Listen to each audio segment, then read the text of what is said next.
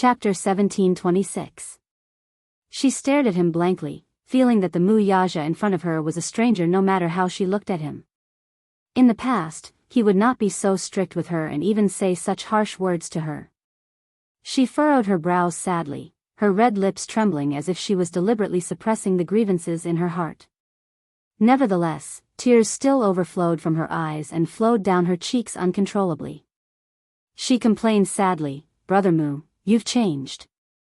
Muyaja's eyes were cold as she broke down and cried, "In the past, you've never been so fierce to me, nor have you been so cold and indifferent to me. You clearly doted on me so much, but now, because of that Yunshusher, you're not only fierce to me, but you're also distancing yourself from me and treating me coldly. How can you do this?" She raised her head abruptly and looked at him with teary eyes. "Brother Mu, it's all because of her. If that woman hadn't appeared and snatched away the love that should have belonged to me, you wouldn't have treated me like this. You clearly doted on me the most. But now? Now, it was as if he had been bewitched by that Yunshusher. He ignored her and even treated her so coldly. It was so unfair." Muyaja frowned slightly. Yunshusher snatched away the love that should have belonged to her? Muyaja sneered at her words. Who did she think she was? Yunshusher was his legal wife, so it was his duty to dote on her, love her, dote on her, and be considerate of her. It was also his responsibility as a man. Moreover, he was happy to dote on his wife, and protect her in the palm of his hand. As for her, to him, she was nothing. What did she mean by Yunshusher snatching away the love that should have belonged to her? It was ridiculous. He did not know why she would have such a ridiculous idea. "Song Enya, it's time for you to stop being so self-righteous." Muyaja paused for a moment before continuing. "Also, don't come to the office to look for me in the future. If my wife finds out, she'll be unhappy." The unspoken doting was reflected in his tone and expression. At the mention of Yunshusher, he addressed her intimately as Madam. The adoration in his eyes was unprecedented, making Song Enya extremely jealous. "Madam?" He actually addressed Yunshusher in such an intimate manner? How could he? Song Enya was so jealous that her teeth were about to shatter from gritting them, but in front of Muyaja, she had no choice but to force a smile. "Brother Mu. Some women aren't like what you see. Maybe, on the surface, she looks innocent and harmless, but in reality, she's very shrewd. Do you think she truly loves you?" After a pause, she continued as if she did not notice Muyaja's darkening face.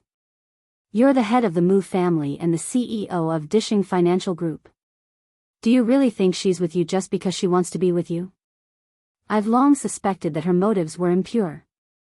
Now, there's news from the Muse that you've announced that Yun Tianyu will be the successor of the Mu Group. Isn't this exactly what she wants? She's been scheming for 7 years, isn't it all for this moment? Could it be that you really can't tell that all of this is because of her ambition? Brother Mu, wake up. Don't be blinded by this woman. Shut up." Chapter 1727. "Brother Mu, how dare you ask me to get lost?" Song Enya asked in a daze, her eyes widening in disbelief. She did not expect that Muyaja would say such cruel words to her for Yunshusher. Shut up and get lost? He actually asked her to get lost? Why? She was reminding him out of goodwill. After all, in a circle like the entertainment industry, materialistic and extravagant, women from the entertainment industry were more or less shrewd. What about him? He did not listen to her advice and instead asked her to get lost? Song Enya was aggrieved and heartbroken. Even though she bit her lower lip hard, bean-sized tears still flowed uncontrollably from her eyes. Muyaja, on the other hand, was disgusted by her pitiful appearance. In the past, he might have felt some pity for her, but now, he felt extremely disgusted by her. "Get lost, I don't want to see you." "Brother Mu." Song Enya was aggrieved and embarrassed. She stared at him with tears in her eyes, her face full of uneasiness. Only women understand women the best. The Yunshusher you see, the innocent and beautiful woman you see, is just an illusion. She's an actress, and her acting skills are so good. Everything she shows in front of you is just an act. How can there be such a naive woman? She's just putting on an act. She's obviously using someone else's womb to give birth and hiding the child by her side in a dignified manner. She's scheming so that she can rely on her child's status in the future. Crash. Muyaja finally lost his patience. He grabbed the teacup beside him, raised his wrist, and splashed the tea in the cup on Song Enya's face. Minyu had brewed and cooled the tea for him before he had a meeting. The tea was still warm. It splashed all over her exquisitely made-up face. The steeped tea leaves stained her face, eyelashes, and lips, making her look extremely pathetic. Song Enya was stunned for a moment. The moment she was splashed with tea, her mind went blank and stopped working. However, when she came back to her senses, a huge sense of grievance washed over her, as if it was the end of the world. Great grief welled up in her heart. The corners of her lips twitched a few times, and her chest heaved up and down with sorrow. Tears gushed out uncontrollably. She was hurt by the person she loved the most and was even mercilessly humiliated. How exactly did she feel? At that moment, Song Enya even had the urge to die. In her heart, Muyaja was a godlike existence, whom she had always respected and admired, but reality gave her a hard slap. Brother Mu. How dare he humiliate her like this? However, the Missy's first reaction was not to feel humiliated but to feel uneasy and fearful. Did he hate her? No, she couldn't hate him. Song Enya looked at him with teary eyes, seemingly wanting to say something. Loving someone who did not love him, loves am. However, the saddest thing was that the man she loved would never turn around to look at her even though she was already in the dust. She did not beg him to like her, though. She was willing to silently protect him for the rest of her life, even if she did not have a status. She would rather Muyaja's fiancé be Mu Wanru. At least, Mu Wanru and him would be husband and wife without any status. At least, he did not have any woman in his heart. Chapter 1728. To put it bluntly, no one else could have what she could not have, either. Song Enya bit her lower lip tightly as the tea on her face slid down the wrinkles on her skin. More than half of her meticulously applied makeup was ruined by the impact of the tea. She lowered her head, her face ashen and filled with despair and grievance. She did not want him to see her in such a sorry state, so she said with a dead heart, Brother Mu. It seems that I've disturbed you. I'll leave first. I'll look for you next time. With that, she stood up, pushed the chair away, and turned to retreat toward the door. Muyaja, however, said coldly behind her, My wife doesn't like you, so don't come looking for me in the future. Song Enya's heart trembled when she heard that. She turned around abruptly and stared at him for a long time. Her face was pale, but the corners of her lips curled up as tears gushed out uncontrollably. Brother Mu, don't be angry with me. Okay. I'll be obedient, okay? I'll listen to you obediently. I won't come looking for you until you've cooled down, okay? I beg you, don't abandon me. If he really hated her from now on, it would be like the end of the world for her. Song Enya cried helplessly like a child. If it were in the past, Muyaja's heart would probably soften because of this. However, looking at her now, more than half of her exquisite makeup was ruined, revealing her original bare face. On the surface, she looked innocent and harmless. When he thought of the things she had done behind his back and hurt Yunshishir, he could no longer feel heartache for her. Perhaps, when there was someone important enough in his heart, others would seem unimportant. He did not care what this woman, whom he had doted on since they were young, would think of him because of his outburst this time. He did not value her. As long as his woman did not like someone, he would not come into contact with them. Muyaja ignored her. He lowered his head coldly and made a call to Minyu to clean up the mess in his office. Minyu had just pushed open the office door when he was startled to see Song Enya's ghastly pale face. He patted his chest, obviously frightened, but he couldn't show it on his face.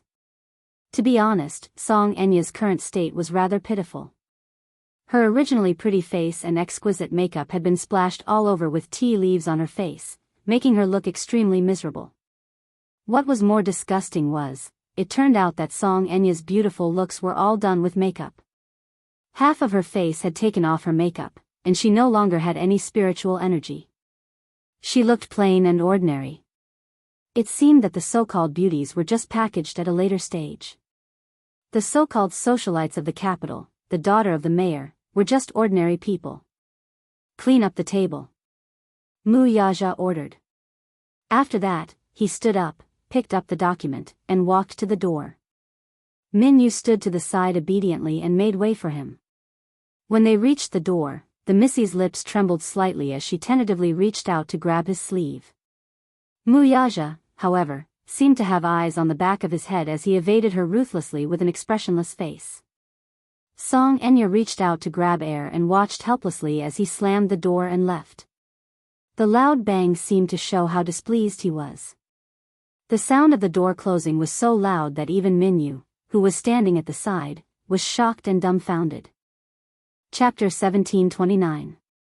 Once he was done tidying up the office, he would have to inform his subordinates to act according to their mood. He hurriedly tidied up the table.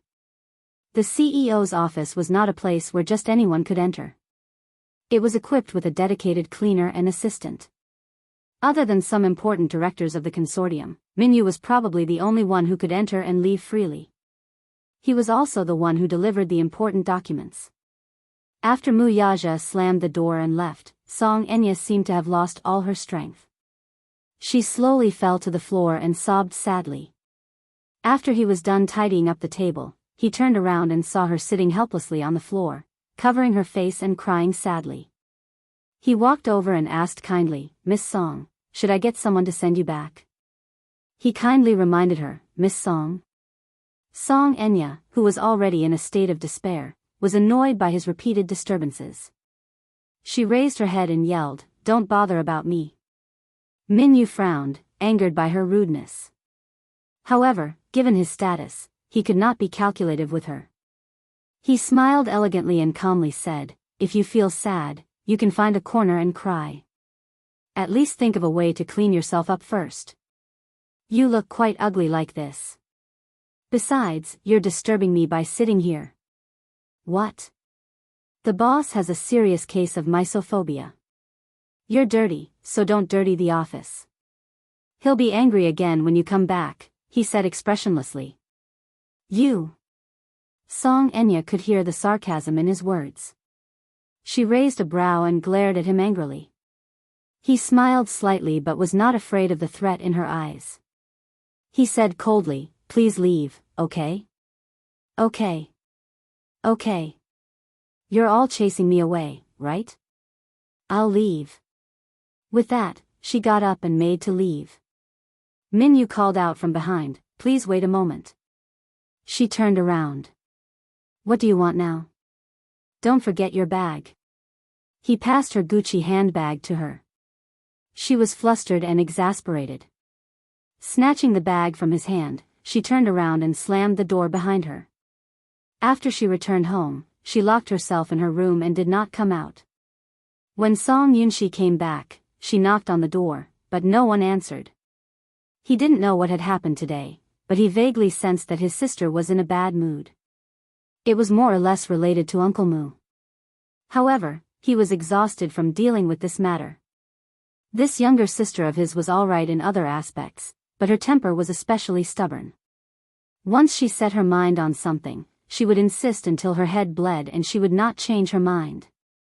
It was also that night that she decided to take a risk. Since she could not get Brother Mu, she would not hesitate to resort to some despicable means.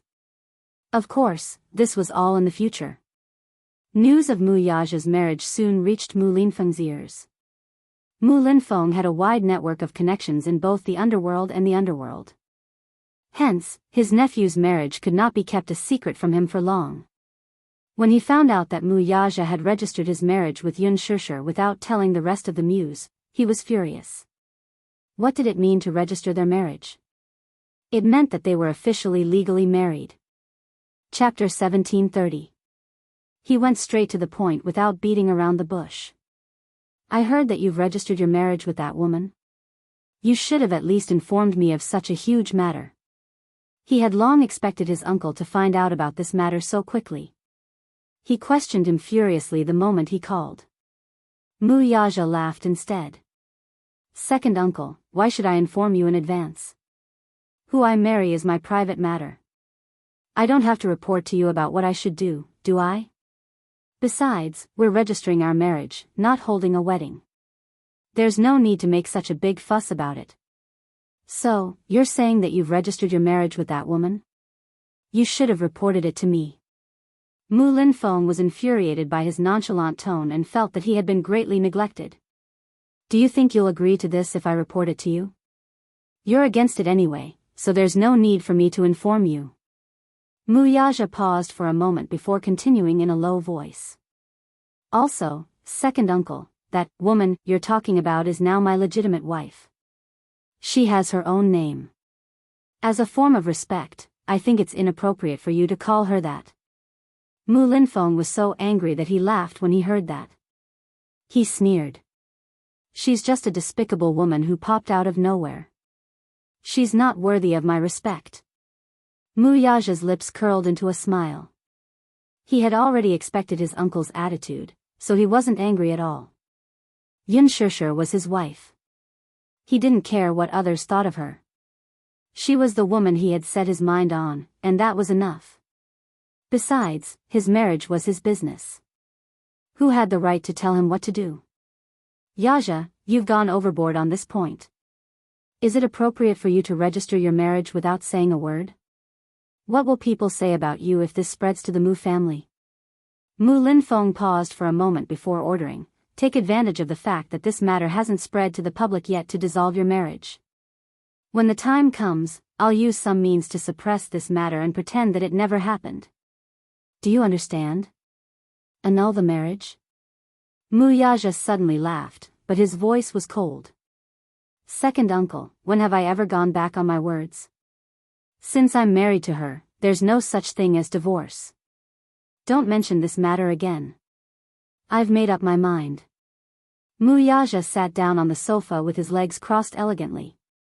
He held his cell phone in his hand, but he appeared nonchalant and relaxed.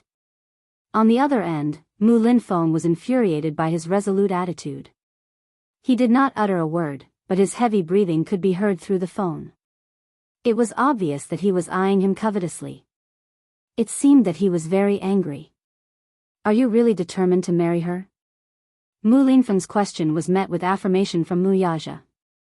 I've already decided. I hope second uncle can fulfill my wish. In your dreams. Mu Linfeng retorted angrily, I'll fulfill your wish.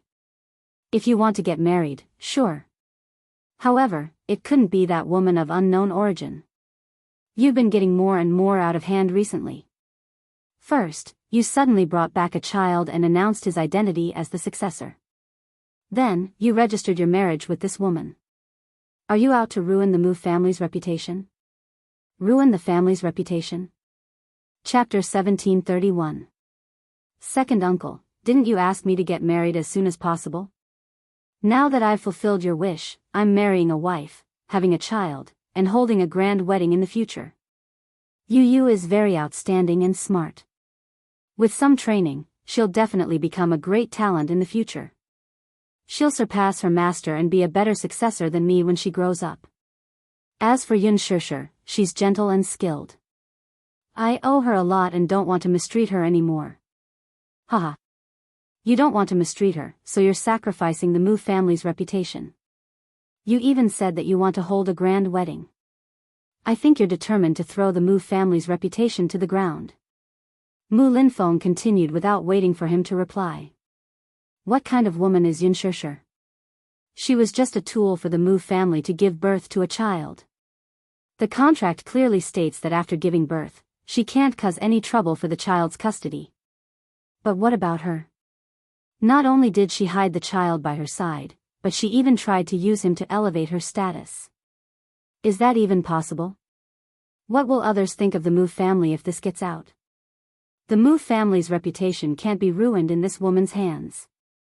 If the public finds out that the young madam of the Mu family was just a surrogate mother back then. Mu Yaja did not say a word. Clearly, he did not agree with his words. Mu Linfeng restrained his anger and tried to persuade him. If you really want to get married, I'm naturally happy to see it happen. You're not young anymore. If you want to get married, find a woman of equal status. Not only can you give the Mu family an explanation, but you'll also have a strong wife who can help you in your career. When the time comes, you'll have stabilized your foundation and no one will be able to shake you. Isn't that the best of both worlds? But what about you? You stubbornly married a commoner with no background, and this woman even gave birth to a child. Wouldn't it be bad if word got out that she had a child out of wedlock? Even if she had a child out of wedlock, he's still my son. Mu Linfeng was exasperated. But the public doesn't care about this. They all thought that Mu Yichen was Mu Wanru's son. Now, although the outside world knows that you and Mu Wanru have broken off the engagement, they still don't know who Mu Yichen's biological mother is. If this news gets out and the outside world learns that the Mu family used surrogacy, it will definitely affect the Mu family's reputation. I don't care. I've made up my mind. Anyway, I can't annul our marriage. No matter what second uncle says, it's useless. Mu Yaja's attitude was very firm, leaving no room for negotiation. Mu Linfeng flew into a rage out of humiliation. He was speechless for a moment before he suddenly took half a step back. It's fine if you insist on not canceling the engagement. If Yun Shishir wants to enter the Mu family, she can. Second uncle will give you half a step, but... You want to have a grand wedding? That's impossible. What do you mean? She's married, but she can't say anything. Since you want to marry her, then there's no problem with her being your concubine. However, you mustn't spread the news of your marriage. She's your legal wife, but in name, she can only be considered as a concubine at most. This is second uncle's biggest concession. Concubine? Mu Yaja frowned when he heard this. However, he was not surprised by Mu Linfeng's suggestion. It was just like his style. In the wealthy, a concubine represented a concubine. In ancient times, she was just a concubine and could not be brought up in public. Chapter 1732. In a wealthy family like the Mu family, Mu Xing could only marry a few concubines. Without a grand wedding, a concubine's status was so low that she could not even enter the family tree. If she worked hard enough and gave birth to outstanding children, she could enter the family tree. However, as a concubine, she could not see the light of day or let the outside world know about it. Mu Lianjue's mother was one of them. In other words, if Yun Shishir were to become a concubine, she would have no status in the Mu family. In Mu Linfeng's heart, giving her the position of a concubine was already a favor for her. For a commoner with no background and no powerful maternal family to be able to marry into the Mu family, it was already considered a blessing from her ancestors. Moreover, it was not as if he did not know what kind of person Yun Shishir's biological mother was. She was just a lowly singer from a nightclub in the capital. Only Mu Sheng, that old thing, would treat her like a treasure. Even if her biological mother's identity was concealed, Yun Shishir's adoptive parents would still be known by the public. By then, the Mu family's reputation would be greatly tarnished. The story of a commoner and a noble prince would probably only appear in fairy tales. Reality was so cruel. He could not be blamed for being snobbish. A woman like Yun Shishir could not enter the Mu family.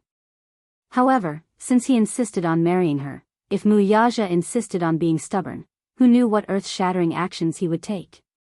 If he were to create some outrageous news, he would be too ashamed to face others. Since that was the case, why not take a step back? His original intention was to let Yun Shishir enter the family as a concubine and let Mu Yaja marry a woman from a powerful maternal family. It did not matter if they had feelings for each other or not. As for her family background, he was not that strict.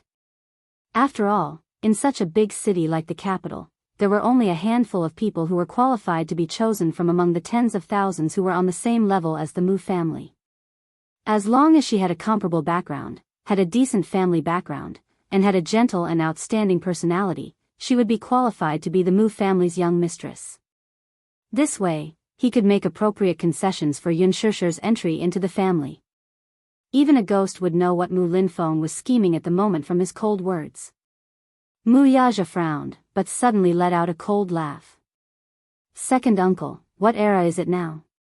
You're still talking about concubines and whatnot? Forget it. If I marry her, she'll be the young mistress. There are no other options. You. Mu Linfeng was at a loss for words. You brat, why are you so stubborn?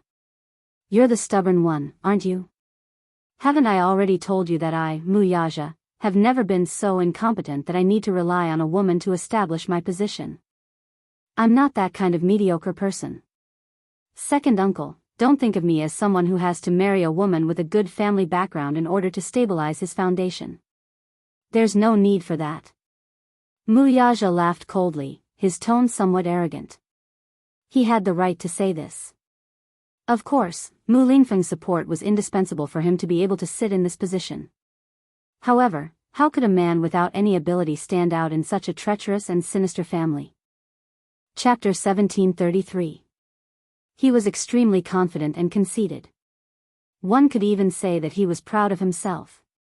He believed in his own abilities and didn't need to use marriage to secure his position. He despised such methods the most. Mu Linfeng was about to go mad with anger. This rascal was the worst at this.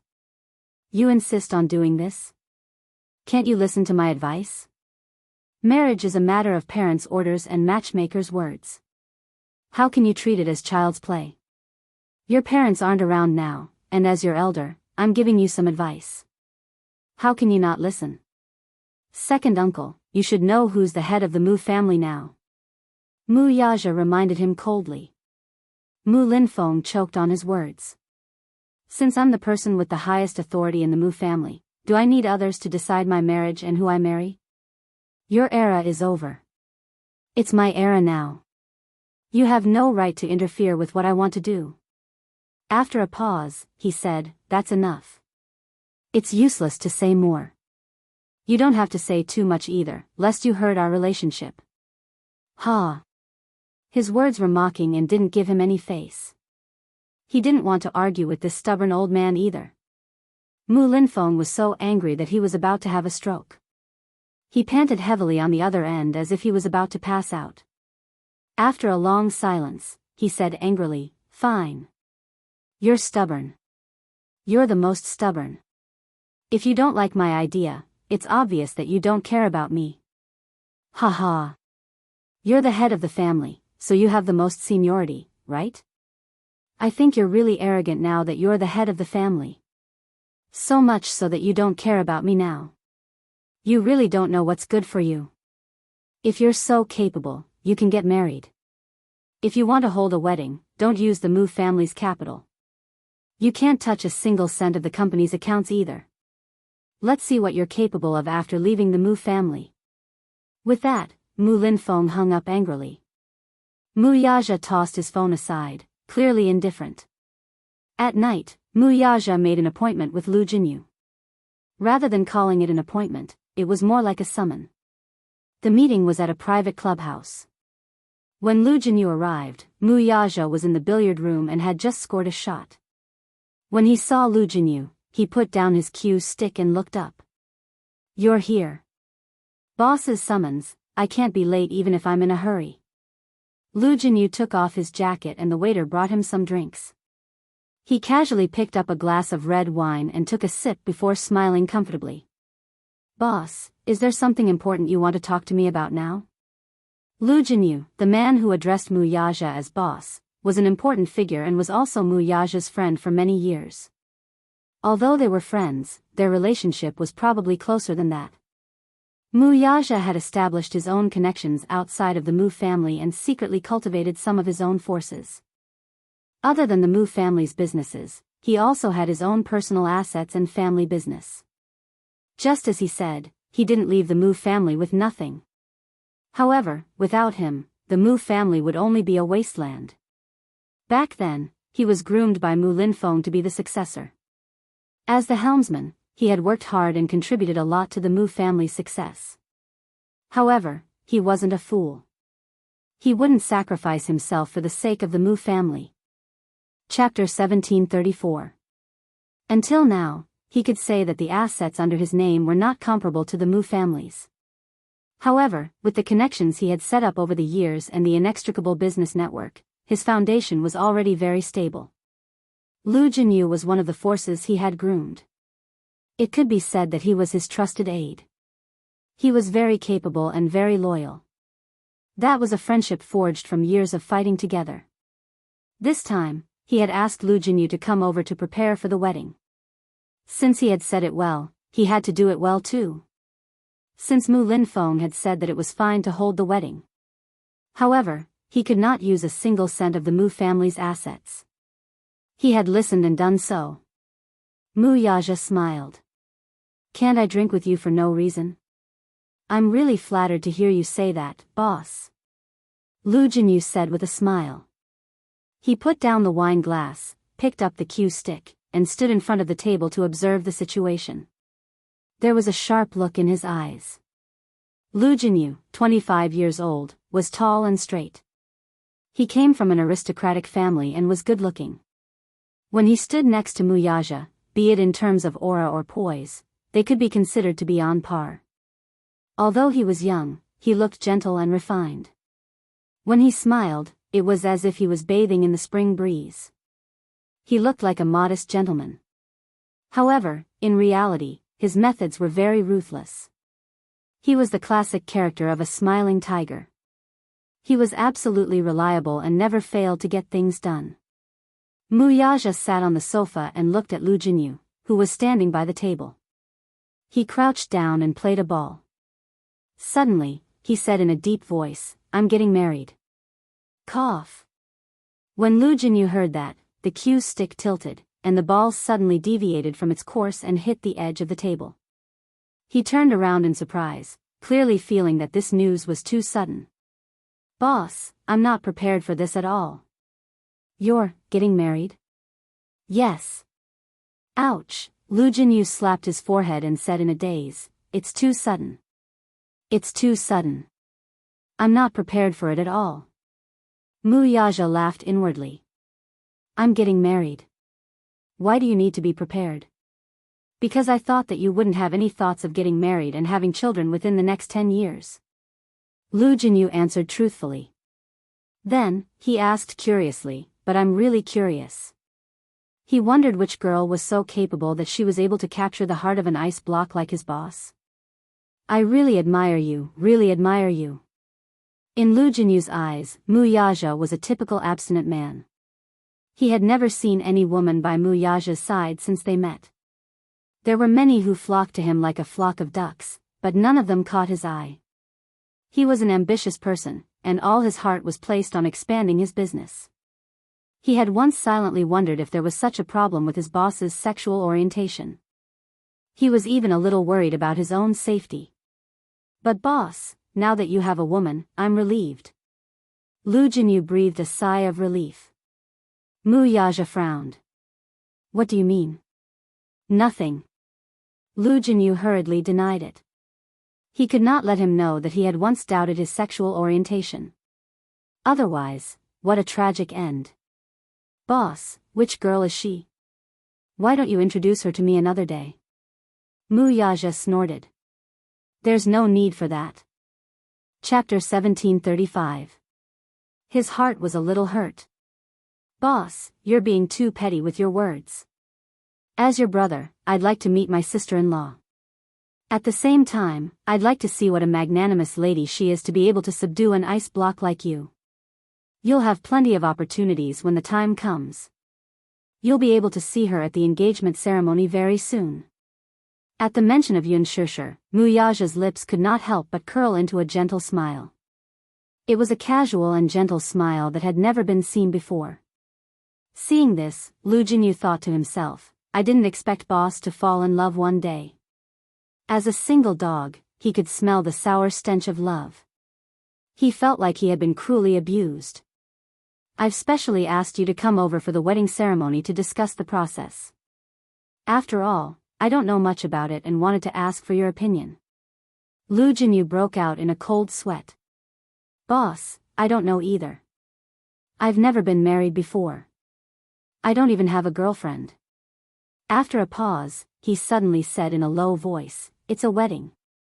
According to the rules, first of all, we have to buy a new house as our wedding home and equip it with a more luxurious wedding car. Then, we have to hold a proper wedding ceremony. That's all there is to a wedding. I didn't ask for your opinion in this regard." Mu Yaja was speechless. Lu Jinyu was confused and lost. Then, I want to make the wedding more presentable. Lu Jinyu naturally agreed with this point. Yes. It has to be. Boss's wedding must be grand. There's no doubt about that. Mu Yaja continued, if we want the wedding to be grand, we need to spend some money on it. However, I've thought about it. There's no need to use the Mu family's capital. That was the main consideration he had for this point. He had promised Yun Shishir that he would give her a wedding of the century that would attract the attention of the world.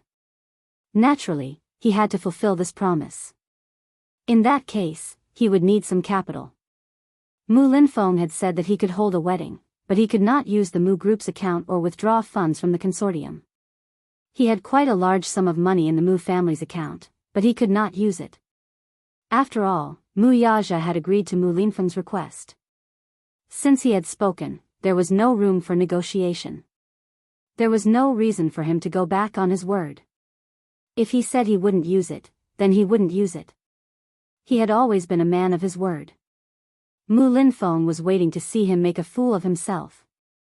He thought that without the support of the Mu Yaja definitely did not have the money to hold a sensational and respectable wedding. He was certain that Mu Yaja did not have the ability to conjure up so much money. Unless he wanted to use the funds in Mu Group's account. If that happened, he would become a laughing stock. He had spoken tough words, but his actions were like this. He must have been looked down upon by others. However, what Mu Linfeng didn't know was that Mu Yaja had secretly cultivated a force outside and possessed a chain of assets that couldn't be underestimated. He had plenty of confidence.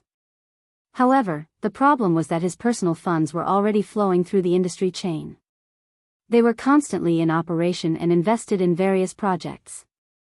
If he were to withdraw them all at once, it would hurt his vitality. There was no need to hurt his many years of foundation for a wedding.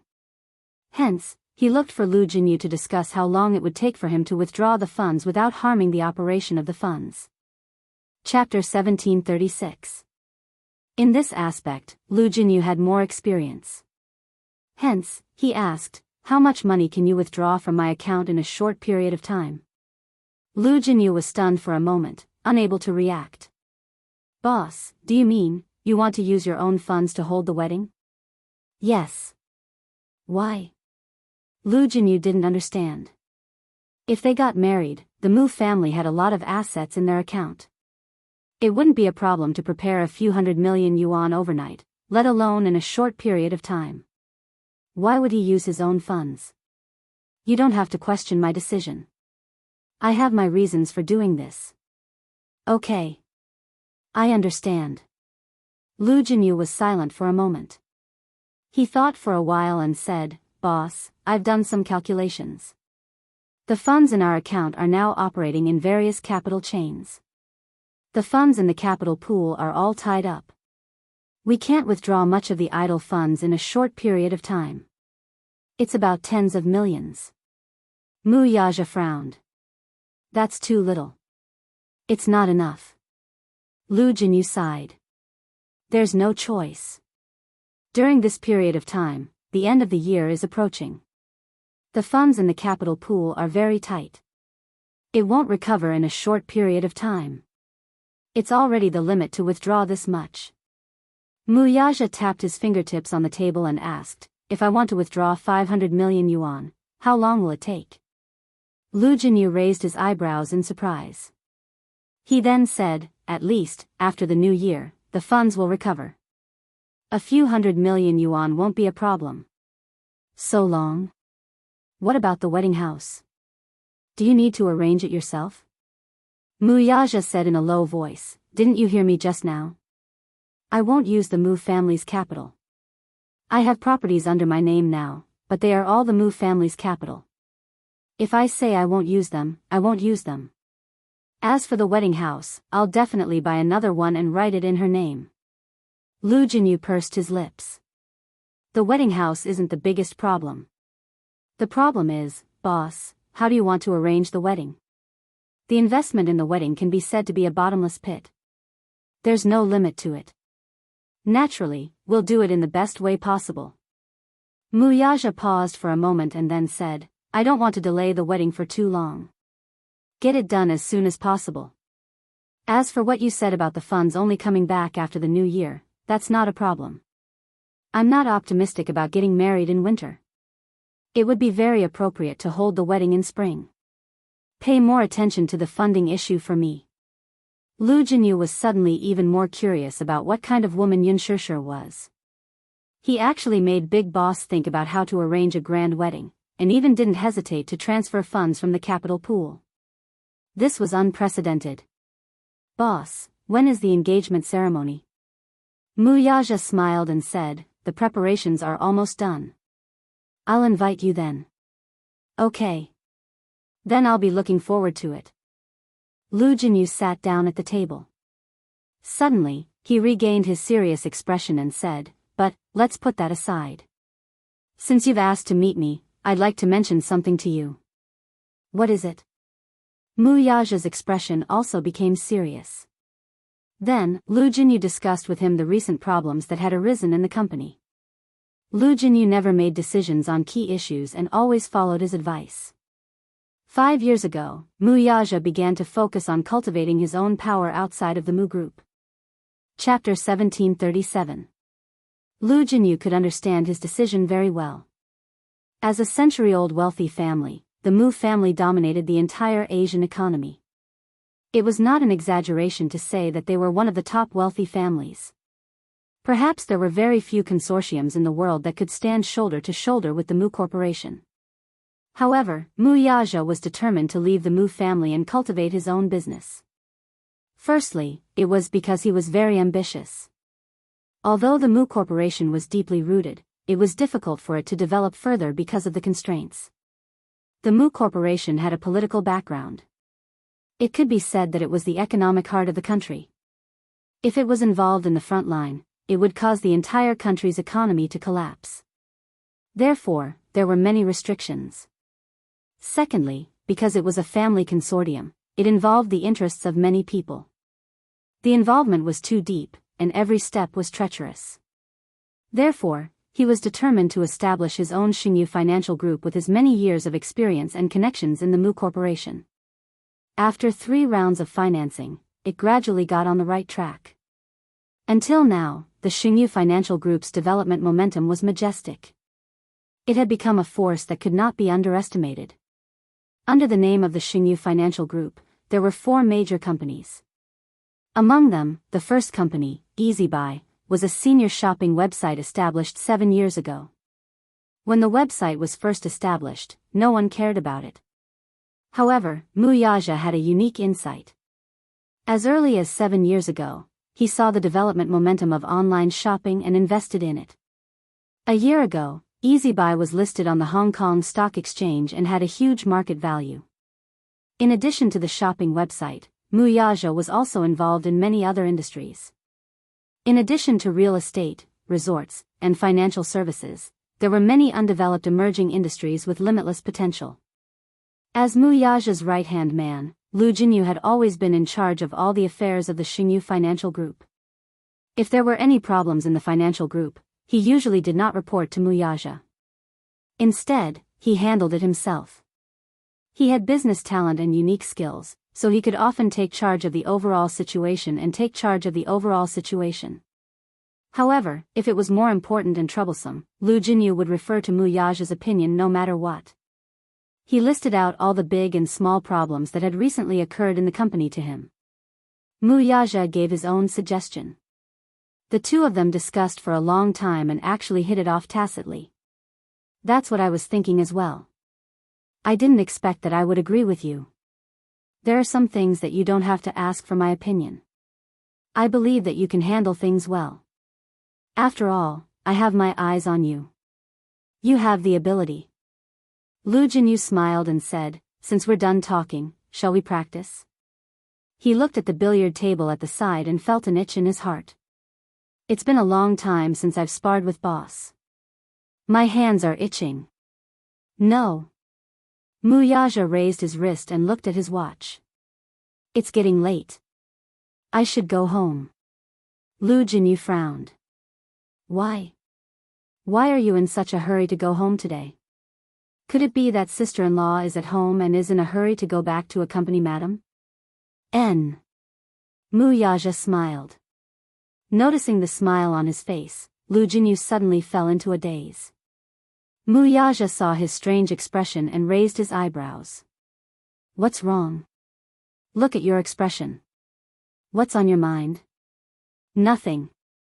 I just feel that boss has changed a little. Lu Jinyu said truthfully. Changed? Muyaja was intrigued. How has it changed? Chapter 1738. It's an indescribable feeling. In the past, Muyaja had exuded a cold aura and a sharpness that only a king could possess. However, once a man fell in love, even his aura would change. Right now, he gave off the feeling that his sharpness had been softened. When he mentioned Yunshishir, the smile on his face was one of warmth and tenderness that he had never shown before. Perhaps, this was the biggest change that love could bring to a man. Boss had changed. However, Lu Jinyu was happy to see such a change. In the past, Muyaja was like an ice block, high and mighty. He didn't seem like a man of the mortal world at all. However, things were different now. His smile was warm and gentle. He was no longer as cold as before, as if he was difficult to get close to. When he smiled, he gave people an inexplicable warmth. He liked such a change. Lu Jinyu suddenly felt as if he had been fed a mouthful of dog food. He howled like a dog and complained aggrievedly, Boss, why do I feel like I'm being abused by you even though you didn't bring sister-in-law with you? Muyaja glanced at him coldly and said, It's time for you to find a girlfriend. Yeah. I think so too. Boss, why don't you introduce a girlfriend to me? Lu Jinyu asked shamelessly. He thought that Muyaja would reject him, but unexpectedly, he seemed to be in a particularly good mood today. Instead, he asked him, What kind of woman do you want? Someone like sister-in-law would be good. Muyaja's gaze turned cold and he snorted. Dream on. Huh. You won't be able to find another woman like sister-in-law in the world. Don't even think about it in this lifetime. Of course, don't even think about it in your next life. Lu Jinyu was stunned for a moment before he burst into laughter. Boss, do you know that there's only one word to describe you in your current state? It's too apt. What word? Lu Jinyu raised his brows and smiled. Wife's slave. Muyaja was speechless. Preparations for the engagement were in full swing. Yunshishir didn't know that Muyaja had already started preparing for the engagement. At this moment, she was still on set. There was a night shoot today, so she couldn't go home that night. She had to inform Muyaja and the two little munchkins in advance. Night jobs, as the name suggested, were scenes that needed to be filmed at night. Therefore, they could only work at night. What was interesting was that when Gu Xiaoyang found her, his face was actually trembling with fear. His usual high and mighty attitude was nowhere to be seen. He rubbed his hands together, looking very uneasy. It made Yunshishir nervous. She thought that she had made a mistake. His last question was to ask her if she could stay behind to work the night shift. Yunshishir didn't know whether to laugh or cry. Of course, Director Gu. Gu Xiaoyang nodded. That's great. As he spoke, he did not dare to say anything more to her and hurriedly went to work. Yunshishir was confused. She thought to herself, Muyaja's authority in speaking was indeed not to be underestimated. Now that she was on set, even Lin Ji, who had always been arrogant, did not dare to act rashly toward her. The special treatment made her feel rather embarrassed. Chapter 1739. During this period, Yun Shusher's scenes had been filmed first. These days, her scenes were mostly with Lin Ji and some other supporting roles. Hence, her time with Hua Jin had been staggered. When Hua Jin saw that she had stayed behind to work the night shift, he was also a little surprised. Shusher, I haven't seen you in a long time. You've been so busy recently. Hua Jin's closeness made Yun Shusher roll her eyes in her heart. All right. Under her special privileges, Hua Jin was probably the only exception. She didn't know if he didn't know or if he just didn't care. Even though everyone in the crew avoided Yun Shusher, he was the only one who wanted to stick to her all the time. No matter how much Yun Shusher tried to chase him away, it was useless. However, after interacting with him for a period of time, she realized that Hua Jin didn't seem to have any ill intentions towards her. The prank he had played on her that day was at most a joke. In the past, when someone in the crew bullied her and rolled their eyes at her, Hua Jin would silently watch and make things difficult for them behind their backs. Although Yun Shusher didn't know whether to laugh or cry, she knew that Hua Jin really didn't have any ill intentions towards her. It was just that, she really couldn't understand why Hua Jin liked to stick to her. Aside from the way he fawned over her, he also took good care of her on set because of his status. Over time, Yun Shusher also let down her guard against him. Hua Jin, stay away from me. I'm memorizing the script. You're always memorizing the script. You really don't have any interest in life. Hua Jin said quietly. You're the only one who has interest in life, okay? Hua Jin chuckled and playfully nudged her with his elbow.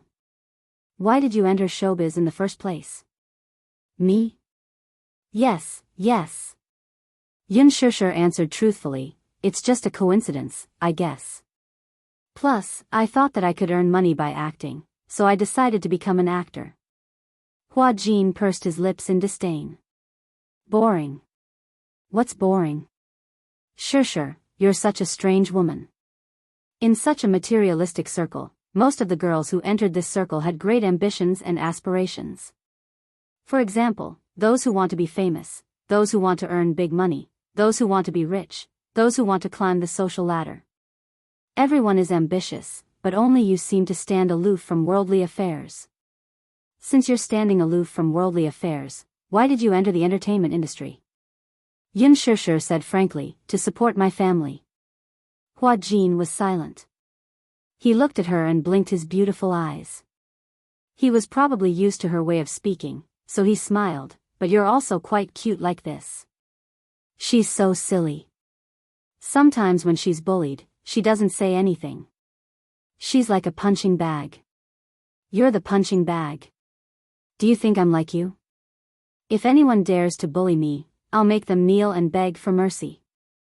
Hua Jin smiled and said, Shusher, you have to know that in this world where the strong prey on the weak, you either submit to the strong or work hard to become the strong. However, for someone like you, sometimes being too kind is actually a sin. I don't like to fight with others. Maybe it's because of my nature, or maybe it's because of my nature that I realize that I'm not very suitable for this circle. Yun Shusher rested her chin on her hand and looked at the center of the set. The crew was still busy preparing the props. She suddenly asked, what about you? Chapter 1740. How did you get into this industry? Hua Jin's expression changed all of a sudden. His expression turned cold as he retorted, do you think I like acting that much? What do you mean?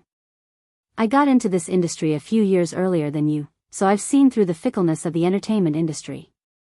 Sometimes, I feel tired of it, but even if I'm tired of it, I have no choice but to submit to the rules of this industry. Hua Jin paused, then turned to look at her. Do you know how much I envy you? Yun Shusher was confused by his sudden question. You asked me how I got into this industry, but rather than saying I got in, it's more like I was sent in. Sent? Yeah. I got into this industry because my father sold me. Hua Jin answered with a lonely expression. Yun Shishir was shocked. Sold? She looked at him in surprise, thinking that he was joking. How could there be such a father who would sell his own son into this industry? For the first time in her life, she had the desire to find out more about Hua Jin's background. Yun Shishir's gaze was a little surprised. She hurriedly asked, "What do you mean by that? What do you mean by your father sold you into this industry?" Because my father lost a lot of money in gambling and owed a huge debt. He couldn't pay it back, so he sold me to the creditor. As Hua Jin spoke, his lips suddenly curled into a cold smile. He laughed at himself. Isn't it funny? I didn't dare to believe that he would do that back then. I was only 15 years old at the time. Under Hua Jin's nonchalant and seemingly casual narration, Yun Shishir gradually learned about his story. Actually, Hua Jin was originally born into a wealthy family. His father was a senior executive in a foreign company, while his mother ran a business. The financial crisis of 1998 engulfed the whole of Asia, causing this originally wealthy family to fall into a deadlock. Hua Jin's mother's business went bankrupt. Not only that, but the foreign company that Hua Jin's father worked in also suffered quite a bit of damage. Because Hua Jin's mother went bankrupt, the whole family was dragged into a huge debt. Hua Jin's father saw that at a critical juncture, he took the unconventional sword and secretly embezzled a large sum of money to fill the hole in the debt. Once the matter was exposed, he couldn't pay it back. He was sued and finally sentenced to prison. 10 years in prison made things worse for this family, which was already treading on thin ice. When he was young, Hua Jin was very well. Even though he had a hard time, he never complained. In the 5th year of his father's life, his mother couldn't take it anymore. Calm. Hua Jin's father found out about this in prison and fell ill. After he was released from prison, Hua Jin's father couldn't find a job because of his financial crimes. His ability was extraordinary and outstanding, but other than ability, the company paid more attention to the employee's character. Looking at his resume, he had a criminal record. Who would hire him? Thus, without a stable job, Hua Jin's father could only work at a construction site. The huge difference in life, falling from the top to the bottom, was hard for him to accept. Chapter 1741. As a result, he started drinking and gambling. Every time he lost money, he would drink and get drunk. When he saw Hua Jin, it was as if he saw Hua Jin's mother, that fickle woman. When he thought about how she had left with another man while he was in prison, he felt extremely vexed and would use his belt to beat him. The young Hua Jin had no idea why his father would beat him every time he got drunk. What was worse was that because of his long-term gambling, Hua Jin's father's meager income from the construction site was not enough to repay his debts. As a result, in his memory, he always seemed to be drifting from city to city in a sorry state. In the end, when the creditor came knocking on his door, Hua Jin's father hardened his heart and sold him. That man tossed and turned in bed and finally sold him to a sugar daddy. This sugar daddy was quite powerful and controlled the shares of an entertainment management company. He had signed many artists under him, and they were all stunners. Of course, whether it was women or men, he played very fiercely. When he saw Hua Jin, he felt that if this otherworldly youth entered the entertainment industry and was groomed, he would definitely become a signature idol. When that time came, he would be a money tree. Hua Jin said this and did not continue. It seemed that those embarrassing memories should come to an end. He did not want to say it out loud, afraid that she would hate him. Hate him for being dirty. When Yun Shishir heard this, she was stunned for a long time. She still looked incredulous. I don't believe it. I don't believe that there is such a father in this world. You are his biological son. How could he do that? The world is so big. There are all kinds of strange things. Hua Jin looked indifferent. When this matter was brought up, there was no change in his expression from beginning to end. It was as if he was narrating something that had nothing to do with him. Anyway, it's all in the past. So, entering this industry is not of my own volition. After a pause, he laughed mockingly and said, Actually, I really hate acting. I don't understand why some people like acting. According to the script, acting a character that is completely different from their own character to gain the audience's favor. Will this give rise to a sense of superiority? What was the difference between this and the actors of ancient times? I didn't like to play along with the audience's emotions. No matter how sad I was, I couldn't show it on my face. Isn't that tiring? Yun Shishir looked pensive, but said indifferently, everyone has their own aspirations. Hua Jin suddenly wrapped his arms around his knees and rested his chin on his knees. His gaze was desolate. Sometimes, I feel as sad as a clown. Perhaps when others are used to your smile, they can't see the true loneliness in your heart. You obviously want to cry, but you have to pretend to smile. Others smile, but what about yourself? But I feel even more lonely. Yun Shishir sized him up. She found that he seemed to like this kind of action very much.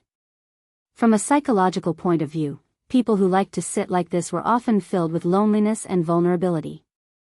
They lacked a sense of security and were very sensitive to everything.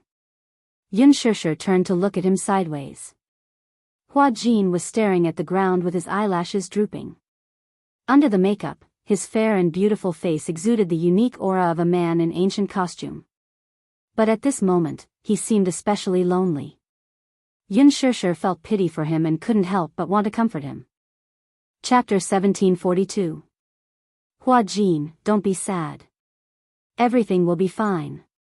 Before she could finish her sentence, all of a sudden, a sinister smile broke out on the man's face. Haha.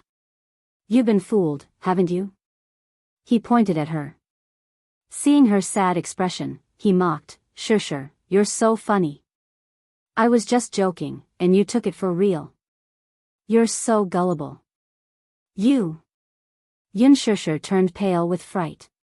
She was so angry that she laughed. You were lying to me. What do you mean by lying? Hua Jin felt wronged. I was just too bored, so I was just joking with you. I didn't expect you to take it for real.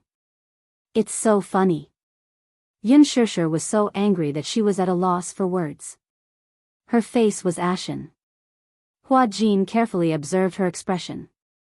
Seeing that she was really angry, he was at a loss for what to do.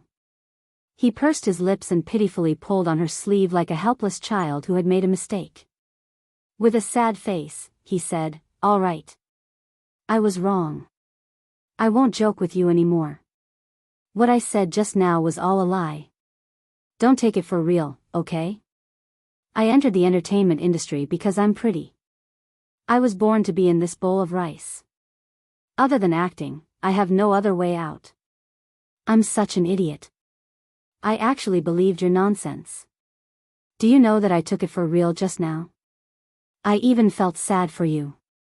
I didn't expect you to be lying. Yun Shishir was unusually angry. Why did you lie to me? She asked angrily. Because I think you're very kind. That way, you'll take pity on me and treat me well. Hua Jin smiled. Slap, what he got in response was a cold slap. She did not use much strength. She only did it subconsciously because she was angry from embarrassment.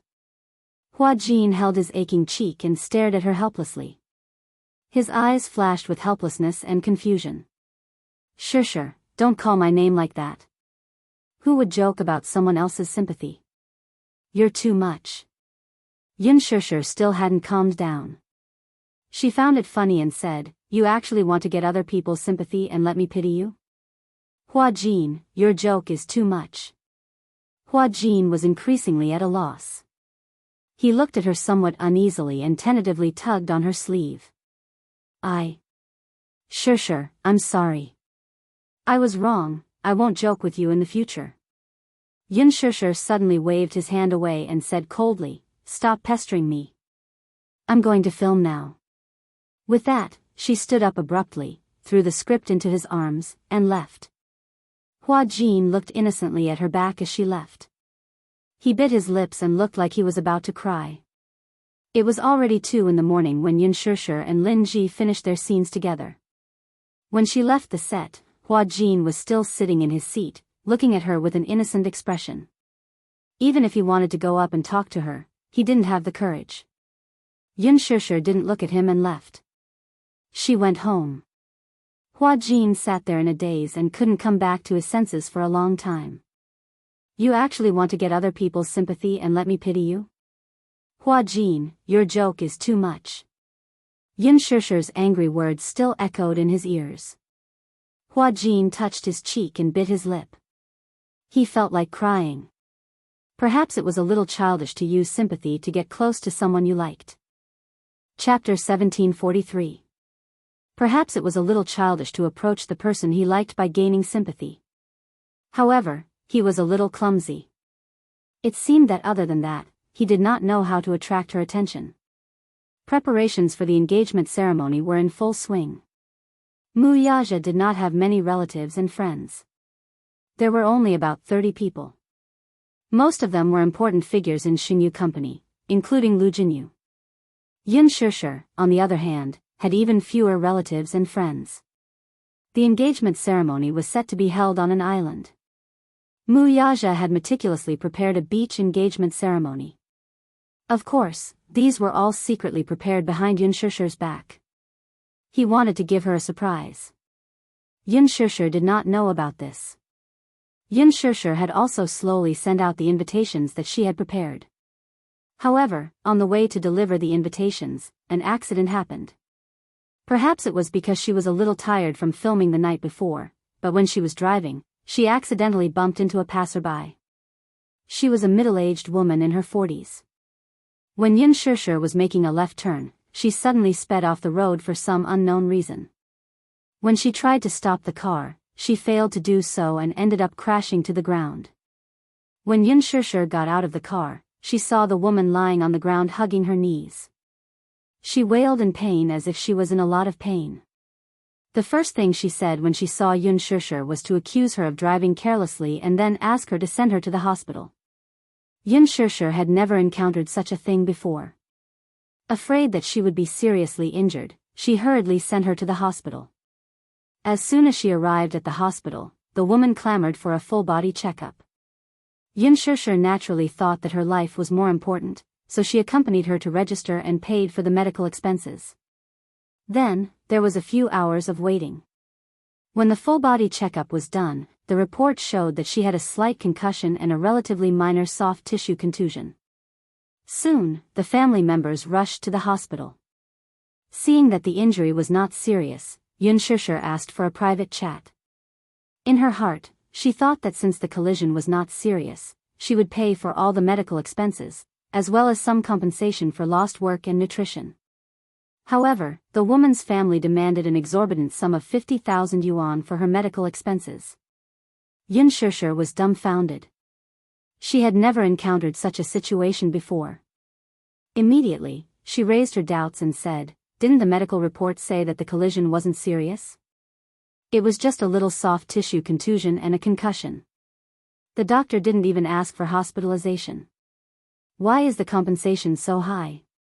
On the other side, the family member said eloquently, "You injured my sister, look. Take a look at the report from the doctor. High blood pressure. High blood pressure. If it weren't for your scare, would her blood pressure be so high? Do you know how serious the consequences are? If your blood pressure is too high, you'll have a cerebral hemorrhage. If it's light, he'll have a stroke. If it's serious, he'll lose his life. Do you know that? My uncle died of a cerebral hemorrhage. If it weren't for you, would my mother be like this?" A few family members surrounded her aggressively, as if they were interrogating an unforgivable criminal. Yun Shishir furrowed her brows. She had thought that it was just a normal accident and that she would be able to get out of it after paying compensation. She had not expected that she would encounter such weirdos. Chapter 1744. Yun Shishir did not want to argue with them. After all, it was not easy for these people to come to the city to work. Coincidentally, she still had a sum of money on her. She estimated that she had about 10,000 yuan, which was more than enough to compensate them. Thus, she negotiated, "I don't want to argue with you, but I don't have 50,000 yuan on me. How about this? I'll compensate you 15,000 yuan, and this matter will be considered settled, okay? When the family members saw this, they were furious. So what if you're rich? Can you humiliate people like this just because you're rich? 15,000 yuan? Are you King trying to dismiss a beggar? You want to leave after paying 15,000 yuan? Is that even possible? That's right. 50,000 yuan, not a cent less. Yun Shusher narrowed her eyes. Before she could say anything, the family members started chattering again. Not only this medical fee, but you also have to pay for my sister's subsequent hospitalization fees. Other than the medical fees, there's also the compensation for my sister's loss of work, nutrition, and psychological damage. How traumatized was my sister in this car accident? You have to compensate for all of this. So 50,000 yuan, not a cent less. Yun Shusher did not know whether to laugh or cry. Oh. I can see it now. What do you mean? You're obviously trying to extort me, right? As soon as she said that, everyone was shocked. She continued, from the way you talk, I can tell that you're not very educated. You're simply spouting nonsense. Yes, I admit that I was careless when driving and accidentally hit you. I'll take responsibility for this, and I'll also admit to this mistake. I've also paid for the medical fees, but the doctor said that it's just some superficial injuries. These injuries can be treated with a few hundred yuan. I'm already very decent for compensating you with 15,000 yuan. Also, please don't use high blood pressure and high blood sugar to talk about this. Go and ask the doctor if hitting someone can cause high blood pressure and high blood sugar. These illnesses are not external injuries. Now you're pushing the blame on me and asking me to take responsibility. That doesn't make sense, does it? One of the most hot-tempered men rushed forward and pointed his finger at her. Are you slandering us? Are you slandering me? We're just asking for some compensation for the medical expenses, and you're saying that we're extorting you? As he spoke, he stepped forward and grabbed her hand, but Yun Shusher pushed his hand away warily. Just speak properly. Don't touch me. Get physical. Hee hee. Are you trying to frame me? Have we tried to reason with you? Wasn't he being reasonable? Are you listening? This man seemed to have a fierce temper. He looked very tall and very strong. The muscles on his arms, as well as his ferocious eyes, shocked Yun Shusher quite a bit. Yun Shusher was a little impatient, so she said, originally, I wanted to propose a private settlement and didn't want to bother about this matter. But since you said so, how about this? My car has car insurance. I'll call the insurance company and ask them to come over and take responsibility. Let's see how they deal with it, okay?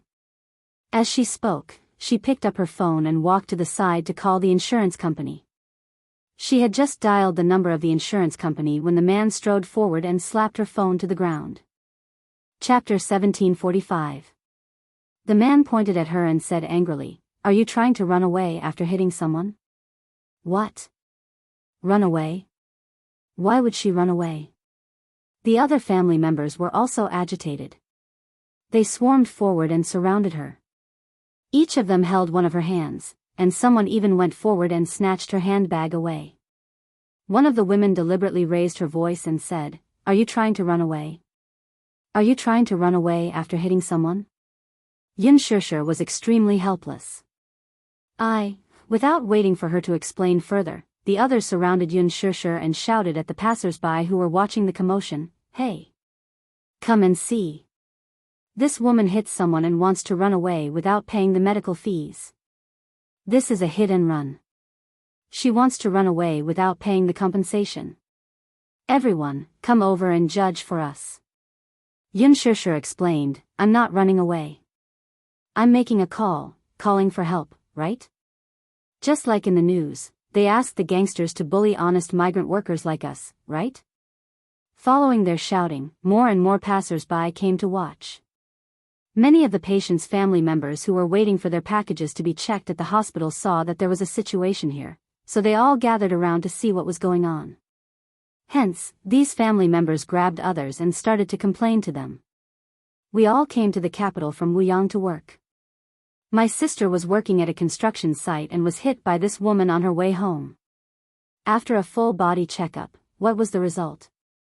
It was very serious. This woman said that she didn't want to take responsibility and wanted to run away after making a call.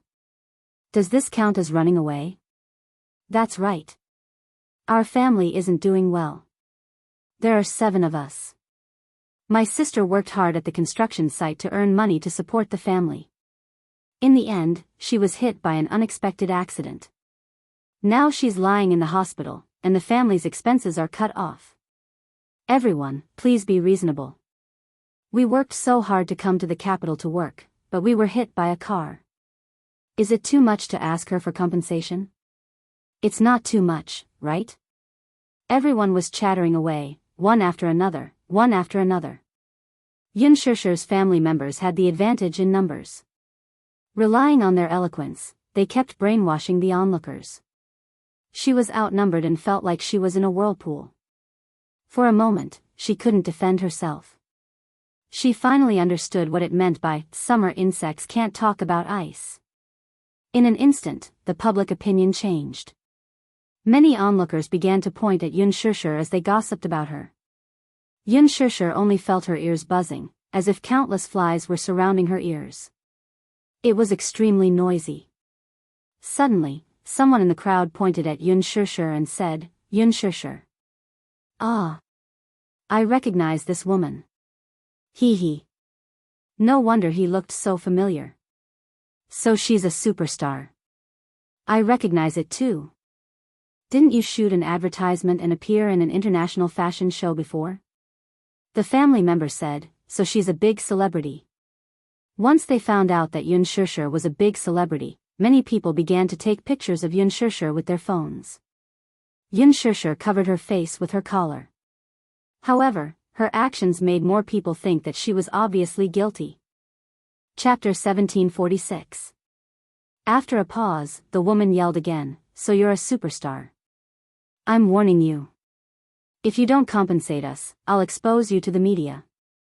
How dare you not compensate us for our medical expenses when you caused a car accident? Can you let me call the insurance company? Even if you want me to compensate, you should at least let me withdraw the money, right?" Yun Shishir was about to burst into tears from their unreasonable behavior. However, the family member said relentlessly, "What do you mean withdraw the money? You're just trying to run away with the money, aren't you? Don't think we don't know what you're thinking.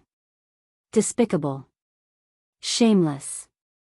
Yun Shishir was so angry that tears welled up in her eyes. When a scholar met a soldier, there was really no way to reason with him.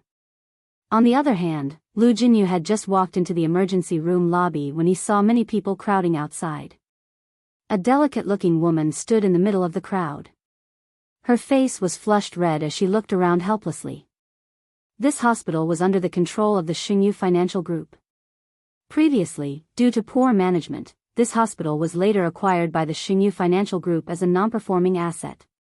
Under the management of the Xingyu Financial Group, it had become one of the leading hospitals in the medical industry in the capital city. He had come to the hospital this time because the hospital needed to import a large number of medical equipment. At the same time, he wanted to inspect the situation. When he was about to leave, he realized that the emergency room was surrounded by curious passers-by. Hence, he walked over to take a look out of curiosity. After finding out that a woman had hit someone, she wanted to run away without compensation. However, he was laughing in his heart. In this era, which car on the road didn't have commercial insurance? In the capital city market, most of the insurance shares for cars were at least 1,000,000 yuan. If the driver didn't run away on the spot after hitting someone, it meant that the driver was responsible. After calling the police and arriving at the hospital, the rest was up to the insurance company. How could she run away? Hence, he pushed through the crowd, cleared his throat, and said, "Excuse me, may I interrupt? May I ask what's the situation?" As soon as he finished speaking, the male family member shouted unreasonably, "Who are you? It's not your place to interfere." However, Lu Jinyu smiled elegantly. In front of the unreasonable man, he was as polite as a gentleman. "I'm the person in charge of this hospital. With so many of you gathered here, it will affect the hospital negatively. I definitely have the responsibility and obligation to understand the situation. After a pause, he calmly asked the man, "Now, may I ask if I have the right to intervene in this matter?" Upon hearing that Lu Jinyu was the person in charge of the hospital, the man immediately straightened his attitude. However, Lu Jinyu caught the fleeting look of guilt on his face. There seemed to be something fishy about this. Logically speaking, since he was a weakling, he should be confident. What did he have to feel guilty about? So he asked, "What's going on?" His politeness and excellent character made the people around him quiet down in an instant. The family members were also strangely quiet. Lu Jinyu glanced at Yun Shishir and saw that she was standing on the spot with her arms crossed. It was obvious that she had just experienced an intense friction. His gaze landed on her arm, only to see that there were scratches on the back of her hand and wrist that were exposed to the air. Chapter 1747. Why did it seem like she was the one being bullied? Hence, he asked gently, "Madam, can you explain the situation to me?" Yun Shishir raised her head to look at him. She was subconsciously wary of him, but when she heard his gentle and courteous voice, she let her guard down and slowly said, "I bumped into someone and sent her to the hospital. I paid for her medical fees and did a full-body checkup for her. The report said that she had a mild concussion and abrasions, but it wasn't particularly serious. So, I want to pay a few thousand yuan to settle the matter." A mild concussion sounds serious, but it's actually not a big deal. Generally speaking, even a slap can cause a concussion. It won't be much of a problem after some rest. As for the abrasions. At this point, Lu Jinyu smiled and said, "In the hospital, such injuries can be resolved with a maximum of 300 yuan. You're already being very responsible by paying a few thousand yuan." When Yun Shishir heard his words, it was as if she had met her savior. Her eyes instantly turned red with grievance. "But, the victim's family came over and asked me to pay 50,000 yuan.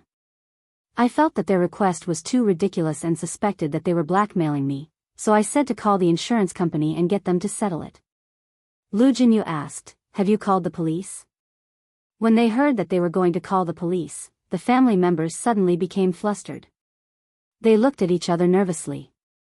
They couldn't help but want to go forward and try to befriend Lu Jinyu. However, Lu Jinyu politely stopped them. "Speak one by one, okay? I asked you just now, but you didn't say anything. I don't want to hear it now." Yun Shishir sighed inwardly. This man looks gentle on the surface, but why is his style of speaking so domineering? As he spoke, he gave off the feeling that there was a knife hidden behind his smile and he was imposing without being angry. Lu Jinyu didn't know what she was thinking. He turned to look at her and said with a smile, "You haven't answered me yet." I didn't call the police." "Silly girl, such a matter should be dealt with by the police immediately." Lu Jinyu asked again, "Then, have you called the insurance company?" Yun Shishir said cruelly, "It's been a few years since I got my driver's license, but it's only been a month or so since I started driving. Encountering such a situation, I'm indeed a little confused." Lu Jinyu didn't know whether to laugh or cry.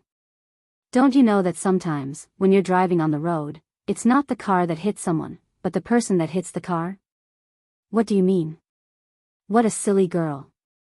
Stand aside and don't say anything, okay?" Lu Jinyu raised an eyebrow. His elegant yet domineering way of speaking reminded her of Muyaja. He felt an inexplicable sense of security. She smiled gratefully, but didn't say anything else. Lu Jinyu walked up to a few family members. There were more than a dozen of them. Even if each of them said a word, it was enough to drown Yun Shishir. There was no room for her to speak. Chapter 1748. Upon hearing that they were going to call the police, the few of them panicked. Only the man pretended to be calm and said, "I don't think there's a need to call the police, right? What can the police say? She was the one who injured her. Since she wants to take responsibility, why don't we just pay the compensation? As long as the compensation is paid, we won't pursue any responsibility." Lu Jinyu curled his lips and smiled. "How much is the compensation?" 50,000 yuan? Yes. Is 50,000 yuan a lot? The man said, she drives a Mercedes-Benz. Since she can afford to drive a Mercedes-Benz, 50,000 yuan shouldn't be a big deal to her. She won't lose anything by compensating her. Lu Jinyu nodded. Compensation is not a problem. Yun Shishir was a little surprised. She vaguely wondered if this man was helping her. Why did he say that compensation was not a problem? These people were obviously extorting her. He couldn't have believed their words, could he? When the family member heard this, he was about to nod in satisfaction when Lu Jinyu said, "But the amount you're asking for, I suspect that you're extorting her." Extorting her? Lu Jinyu's aura was so strong that it completely suppressed the scene. No one dared to interrupt him when he spoke. When the family member heard this, he was stunned and stared at him with wide eyes. Don't you think it's too much to ask for 50,000 yuan as compensation for a soft tissue injury and a mild concussion? According to the law, this is already considered extortion. Furthermore, I suspect that you're fraudsters. The scene was very quiet, so the onlookers could hear Lu Jinyu's calm and rational offer. When they heard that these people were asking for 50,000 yuan as compensation, everyone came to a realization. After hearing Lu Jinyu's analysis, everyone started to discuss and wonder if these people were extorting her. Why would they have to pay 50,000 yuan for such a minor injury? Lu Jinyu continued, "However, I don't have any evidence at all." When the family member heard this, he immediately argued, "That's right. You have no evidence at all. What do you mean by extortion? We're all honest migrant workers. We wouldn't dare to do such a thing." "Let me finish." Lu Jinyu said, "There's no evidence, but there are surveillance cameras on the road now. We can call the police and get the surveillance footage. Then, the truth will be revealed, won't it?" The family members thought to themselves, "We've met a smart man." Everyone looked at each other. For a moment, they were in a deadlock.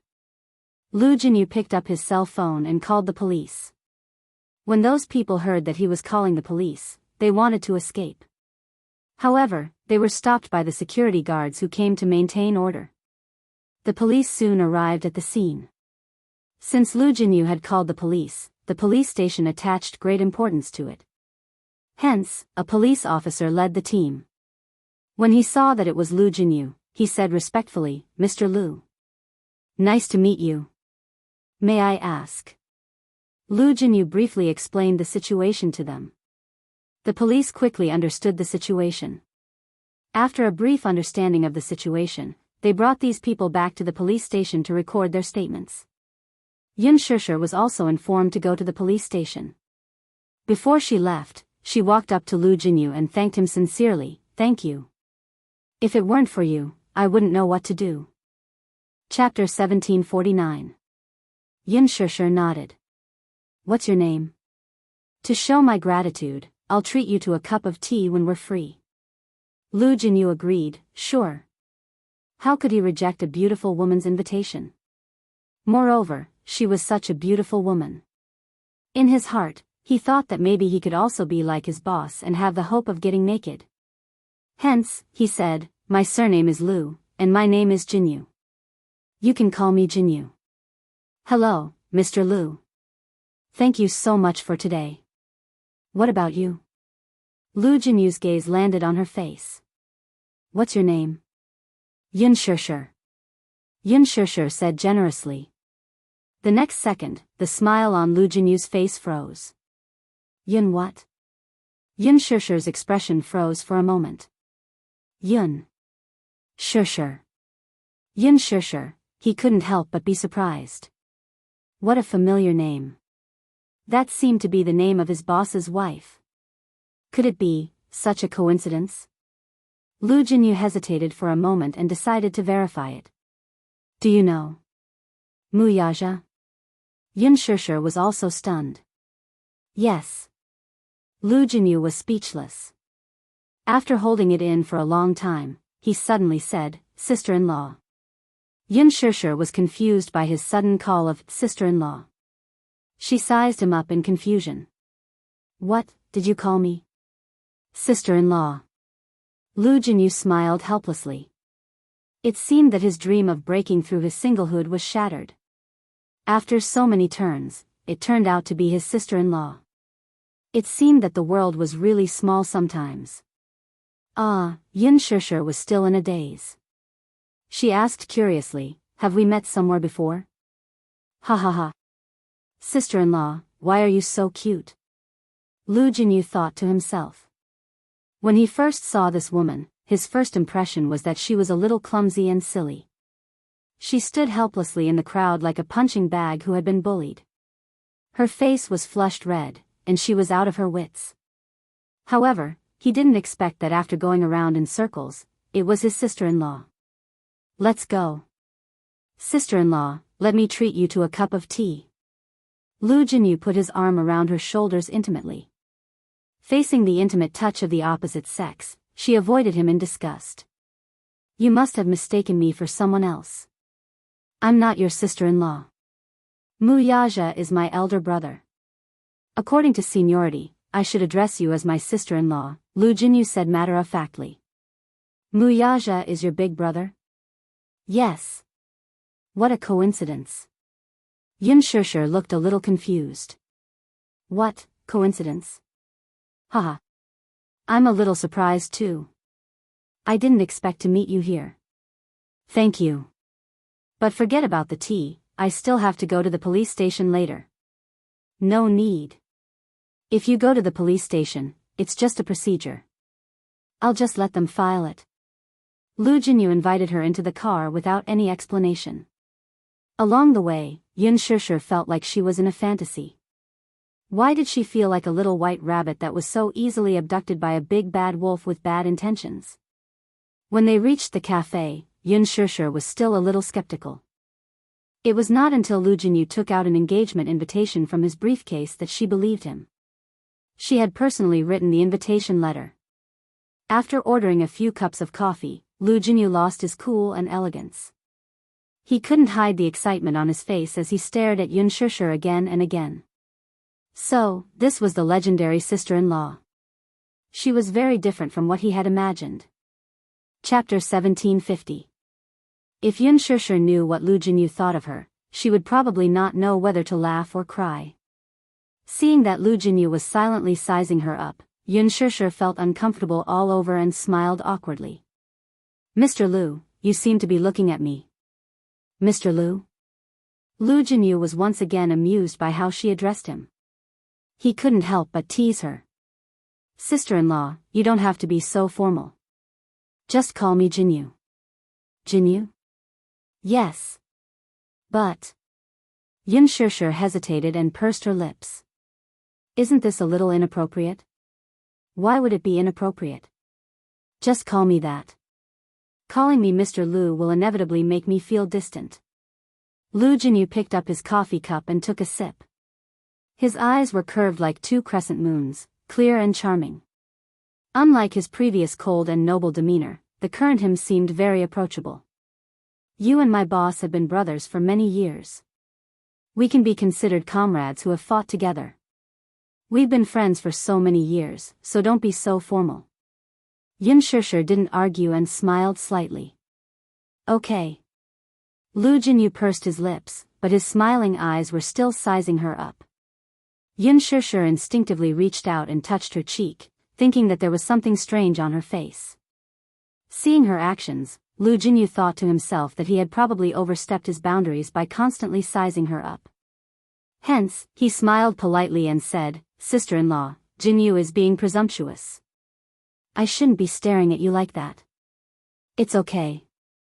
However, I'm staring at you not because of anything else, but because I'm really curious about the charm of the woman that boss has taken a fancy to." Yin Shishir's gaze shifted slightly. For a moment, she didn't understand what he meant.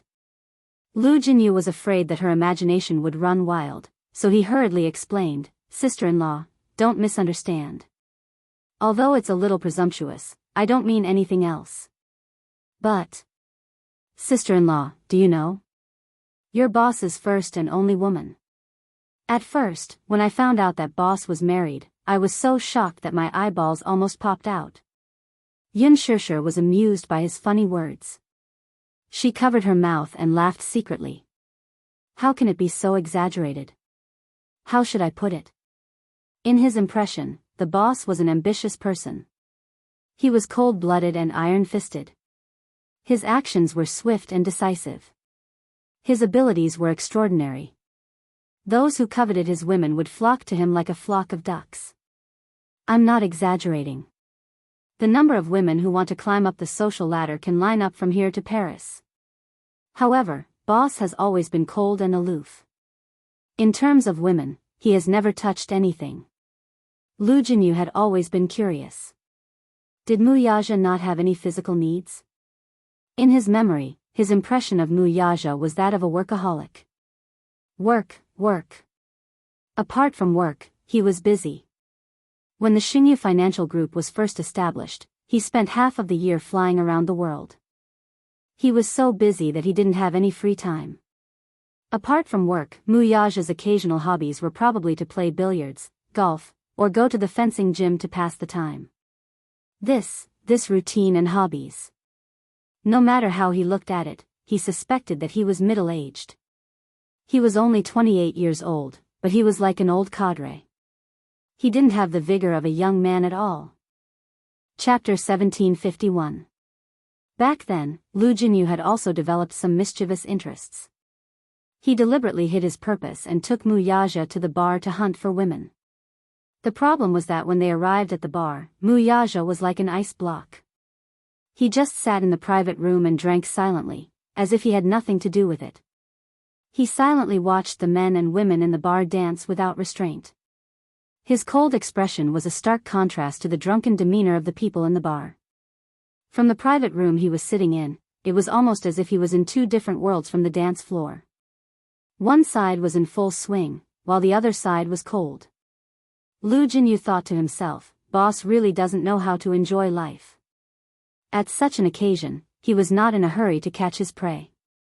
Instead, he was calm and composed. Like a profound veteran, he sat in the corner and casually tasted his wine. When it came to his career, he was very ambitious. Why did he seem so indifferent when it came to women? Men all had their biological needs. Could it be that Boss had no feelings for women at all? But she had never seen him show any interest in any man before. Lu Jinyu even suspected that his boss was frigid. Of course. This was just a silent criticism in his heart. If Mu Yaja knew that he thought of him that way, who knew what he would do to him? Lu Jinyu had also found a few women with clean backgrounds for Mu Yaja. He sent them to his side, but they were all mercilessly chased away by him. After a futile effort, Lu Jinyu simply gave up. He thought that Boss was probably devoted to his career and did not have the heart to care about other things. However, it was not until recently that he learned that Mu Yaja was married. This news was like a sudden clap of thunder that blasted him on the outside and made him tender on the inside. That was why Lu Jinyu was so curious about Yun Shishir. Sister-in-law, you're different from what I imagined. Lu Jinyu told Yun Shishir truthfully. Different? Yun Shishir was a little surprised. What's different? I thought that Boss's woman would be the daughter of a rich family, noble and proud. But the feeling you give me is like what? Yun Shishir was a little curious. What did he think of her? Oh. Don't be angry if I tell you. I'm not angry. Lu Jinyu held back his laughter and said, like a little white rabbit. Little, Yun Shishir was at a loss for words. Lu Jinyu couldn't help but laugh at her adorable expression. Haha. That's the expression, it's so similar. Why do you say that I'm like a little white rabbit? Yun Shishir didn't know whether to laugh or cry. She looks very weak, like she would fall with a gust of wind. She looks very easy to bully. However, it's not strange that Boss likes you. Sister-in-law gives people the feeling that she can easily arouse a man's desire to protect her. Lu Jinyu paused for a moment before asking, You're about to hold your engagement ceremony. I'm sincerely happy for you and Boss. I believe in Boss' foresight. Since he has chosen you, he will protect you forever. I wish you all happiness. Yun Shishir smiled. Thank you. The police station called to ask why Yun Shishir hadn't arrived at the police station. Lu Jinyu took the call and explained the situation. The police officer on the other end chuckled and said, "Hey. Actually, it's not a big deal. Since she's Mr. Lu's friend, this matter is very easy to handle." Chapter 1752. Lu Jinyu took the call and explained the situation. The police officer on the other end chuckled and said, "Hey. Actually, it's not a big deal. Since they're Mr. Lu's friends, this matter will be easy to handle." It turned out that those people were a gang of Pungsi scammers. They had been committing Pungsi for more than a dozen times. This gang was especially interesting. They didn't touch anything else but luxury cars. They didn't even look at cars that cost more than 100,000 yuan. They were certain that since they drove luxury cars, they would definitely be rich. When encountering such a matter, they definitely wouldn't want to waste any time. If they could solve it with money, they would try their best to keep the peace and not be calculative. Such rich people were especially easy to deal with. Tens of thousands of yuan were nothing to them. They had already committed more than a dozen crimes, and none of them had failed. Their usual routine was to stand at the intersection of the street and see a luxury car driving over. If the car was slow, they would pounce on it like a moth to a flame. Then, they would crash into the car and beg the car owner to send them to the hospital. Even if the car owner wanted to call the police to deal with it, when they saw the person lying on the ground and rolling around in pain, they were afraid that the loss would outweigh the gain if they delayed and caused a death. Hence, they rushed to the hospital. They called the gang to disguise themselves as family members, do a full body checkup, and ask for a sum of compensation to settle the matter privately. Most people couldn't be bothered to make a fuss and just settled the matter with money. Unfortunately, they met Lu Jinyu today, and he was in control of the situation. That was why they stumbled and fell into Lu Jinyu's hands. Hence, Yun Shishir was also very grateful to Lu Jinyu for helping her out. After hanging up the call, Lu Jinyu found that her phone screen was cracked, so he said that he would go to the mall to buy her a new phone. Yun Shishir hurriedly refused. However, Lu Jinyu was very insistent and said to her, "Since this happened on my territory, as the person in charge, I naturally have to take responsibility. Sister-in-law, this is what I should do. Don't stand on ceremony, okay?" Yun Shishir couldn't refuse, so she braced herself and nodded. Lu Jinyu drove her to the mall. As she was a public figure, it wasn't appropriate for her to appear in crowded places. Hence, he considerately asked her to wait in the car and hurriedly left. 10 minutes later, he came back with the latest model of Apple. He helped her send the information and changed the card. Yun Shishir smiled gratefully. "Thank you for your help today. Sister-in-law, if you continue to treat me like an outsider, I'm going to get angry with you." Lu Jinyu pretended to be angry.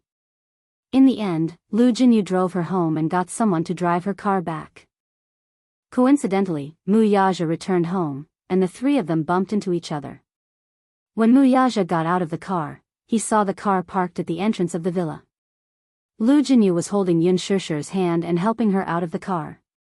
His gaze landed on Lu Jinyu's hand that was supporting Yun Shishir, and his eyes turned cold instantly. As soon as Lu Jinyu turned around, he saw Mu Yaja standing behind him. Mu Yaja's cold gaze landed on his hand, which was wrapped around Yun Shishir's shoulder. He felt as if he was being pricked by needles. He was so scared that he instinctively retracted his hand and smiled awkwardly. "B-boss, damn it. Oh no. How could it be so unlucky? Did boss misunderstand that he was deliberately taking advantage of sister-in-law?" Chapter 1753. His gaze was like a tiger eyeing its prey, as if he was a lord whose territory had been invaded by other lions. His gaze gradually turned cold, as if he wanted to strangle someone into nothingness. But he was greatly wronged. The car he was driving was a George Patton, which was very tall. Hence, he was afraid that Yun Shishir would lose her balance after getting out of the car in high heels. Thus, he kindly helped to support her. If he was mistaken for taking advantage of her, he would not be able to clear his name even if he jumped into the Yellow River. When Yun Shishir saw Mu Yaja, she was stunned. You're back. Chief. However, Lu Jinyu looked like he wanted to say something. He thought that he should at least explain something, but if he did, it would seem like he was trying to hide something. It was a little too obvious. He did not know whether to laugh or cry. Mu Yaja stared at him coldly. Why are you here? His tone was so cold that it made Lu Jinyu shiver. He said with a long face, something happened, so I sent sister-in-law back on the way. What happened? Yun Shishir immediately explained. Lu Jinyu looked as aggrieved as a deer, blinking innocently at him. After hearing the whole story, Mu Yaja's expression gradually softened. Seeing that his face had regained some warmth, Lu Jinyu heaved a sigh of relief. Since you've sent her back, you should go back. Mu Yaja walked forward and pulled Yun Shishir into his arms. Looking at him, he mercilessly asked him to leave.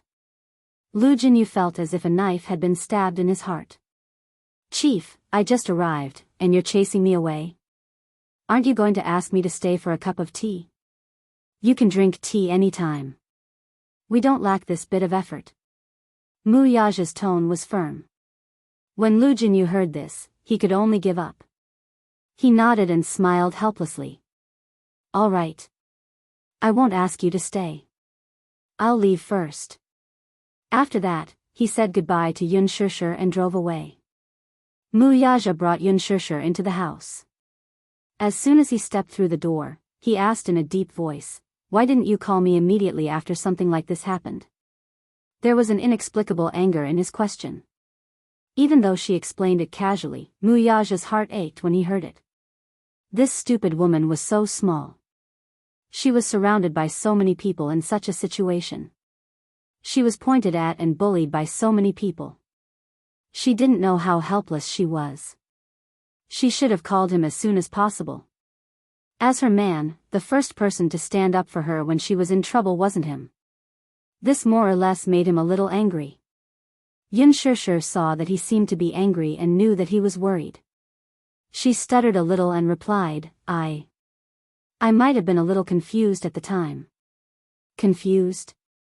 Mu Yaja didn't know whether to laugh or cry as he asked, you're usually so sharp-tongued. Why? Were you confused when you were bullied by outsiders? There were so many of them. They surrounded me. At that time, my mind was blank. Besides, how could I have thought of calling you for help at that time? If I didn't think of me when I was in trouble, who else could I think of? Chapter 1754. It's all in the past. Don't be angry. I'm fine now. Yun Shishir paused and said, besides, you have a lot of work to do. What if you're busy when I call you? Won't that disturb you? Little idiot. Mu Yaja knocked on her head and enunciated each word clearly. Remember this. No matter how important it is, it's not as important as you. Yun Shishir was stunned. Although his tone was stiff, it warmed her heart. He said, no matter how important it is, it's not as important as me. It turned out that she was so important to this man. She was more important than his career and everything else in the world. Hearing him say this, her heart felt as sweet as honey. Yun Shishir pursed her lips and giggled. Mu Yaja saw that she was giggling like a cat that had stolen a fish. He couldn't help but reach out and pinch her cheeks. What are you giggling about? Little idiot. Yun Shishir waved his hand away and said coquettishly, all right. Don't be angry. I'll be more careful next time. I promise. That's more like it. Mu Yaja said, just remember this in the future. However, even if you forgot to call me, you should have called the police immediately when there was a traffic accident. What were you thinking in that little head of yours? At that time, I saw someone fall onto the ground. It was so pitiful. I was afraid that someone would die, so I wanted to rush to the hospital. Mu Yaja was speechless. Then, I wanted to call the police, but my cell phone was knocked to the ground by them and broke. Yun Shishir sighed as she said this. Mu Yaja was speechless. After a long silence, he sighed. Stupid woman. I think you're hopelessly stupid. Hey, hey.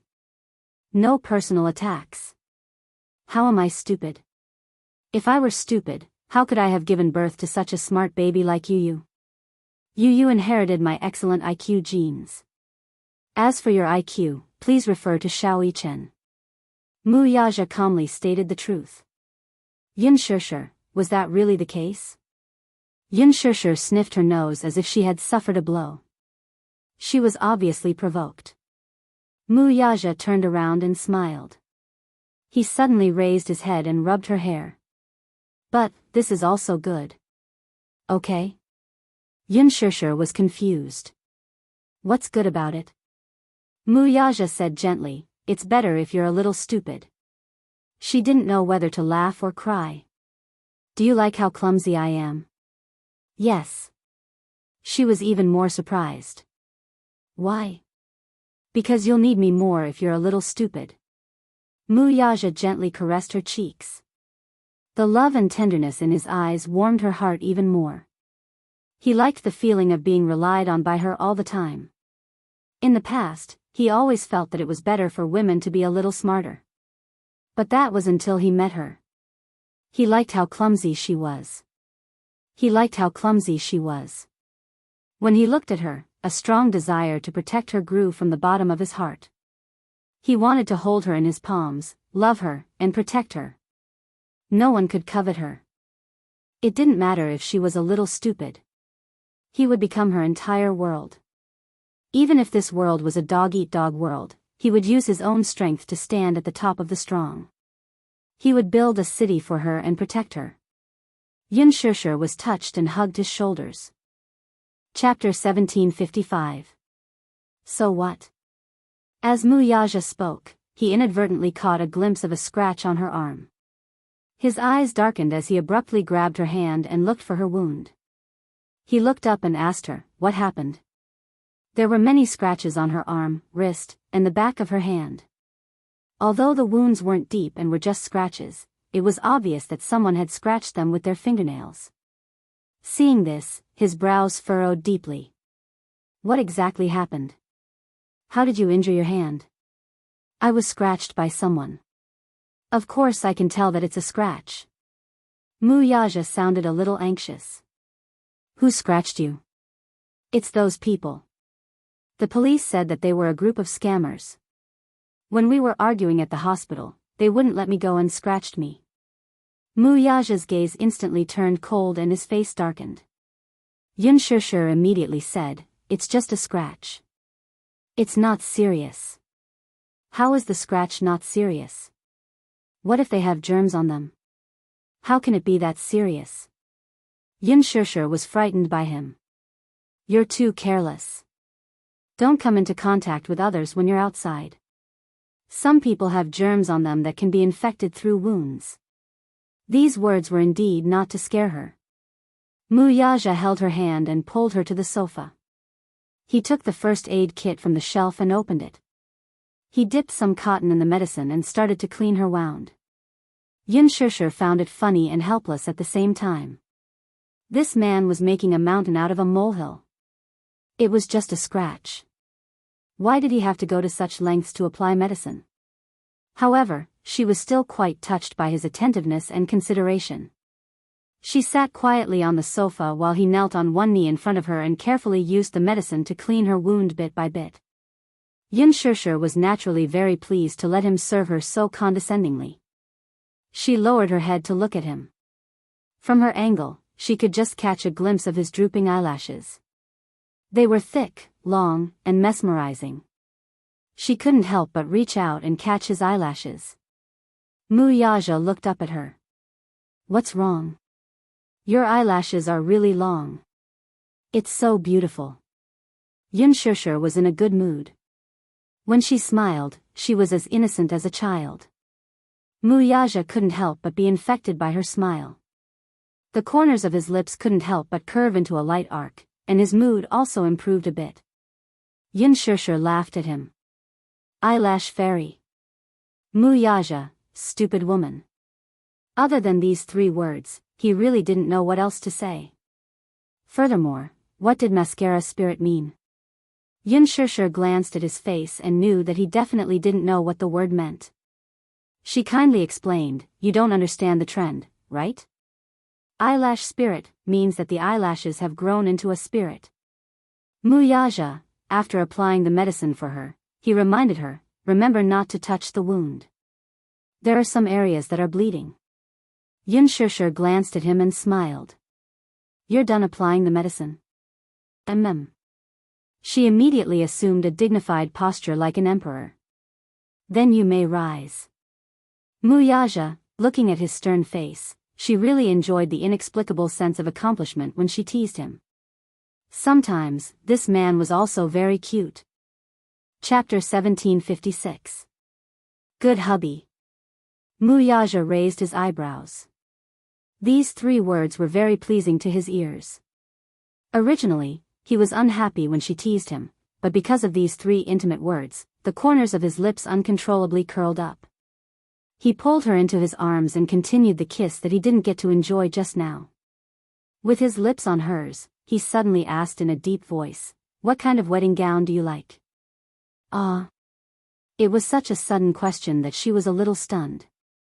"Little fool, I asked you what kind of wedding gown you like."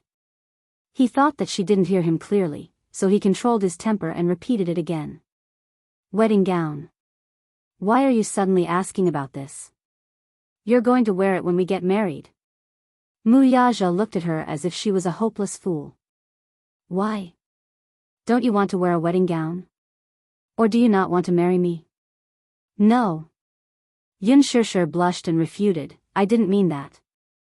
I just think that your question is too sudden. Since I'm going to marry you, the wedding gown will naturally be indispensable. Your wedding gown needs to be custom made in advance, so I wanted to ask you, what kind of wedding gown do you like?"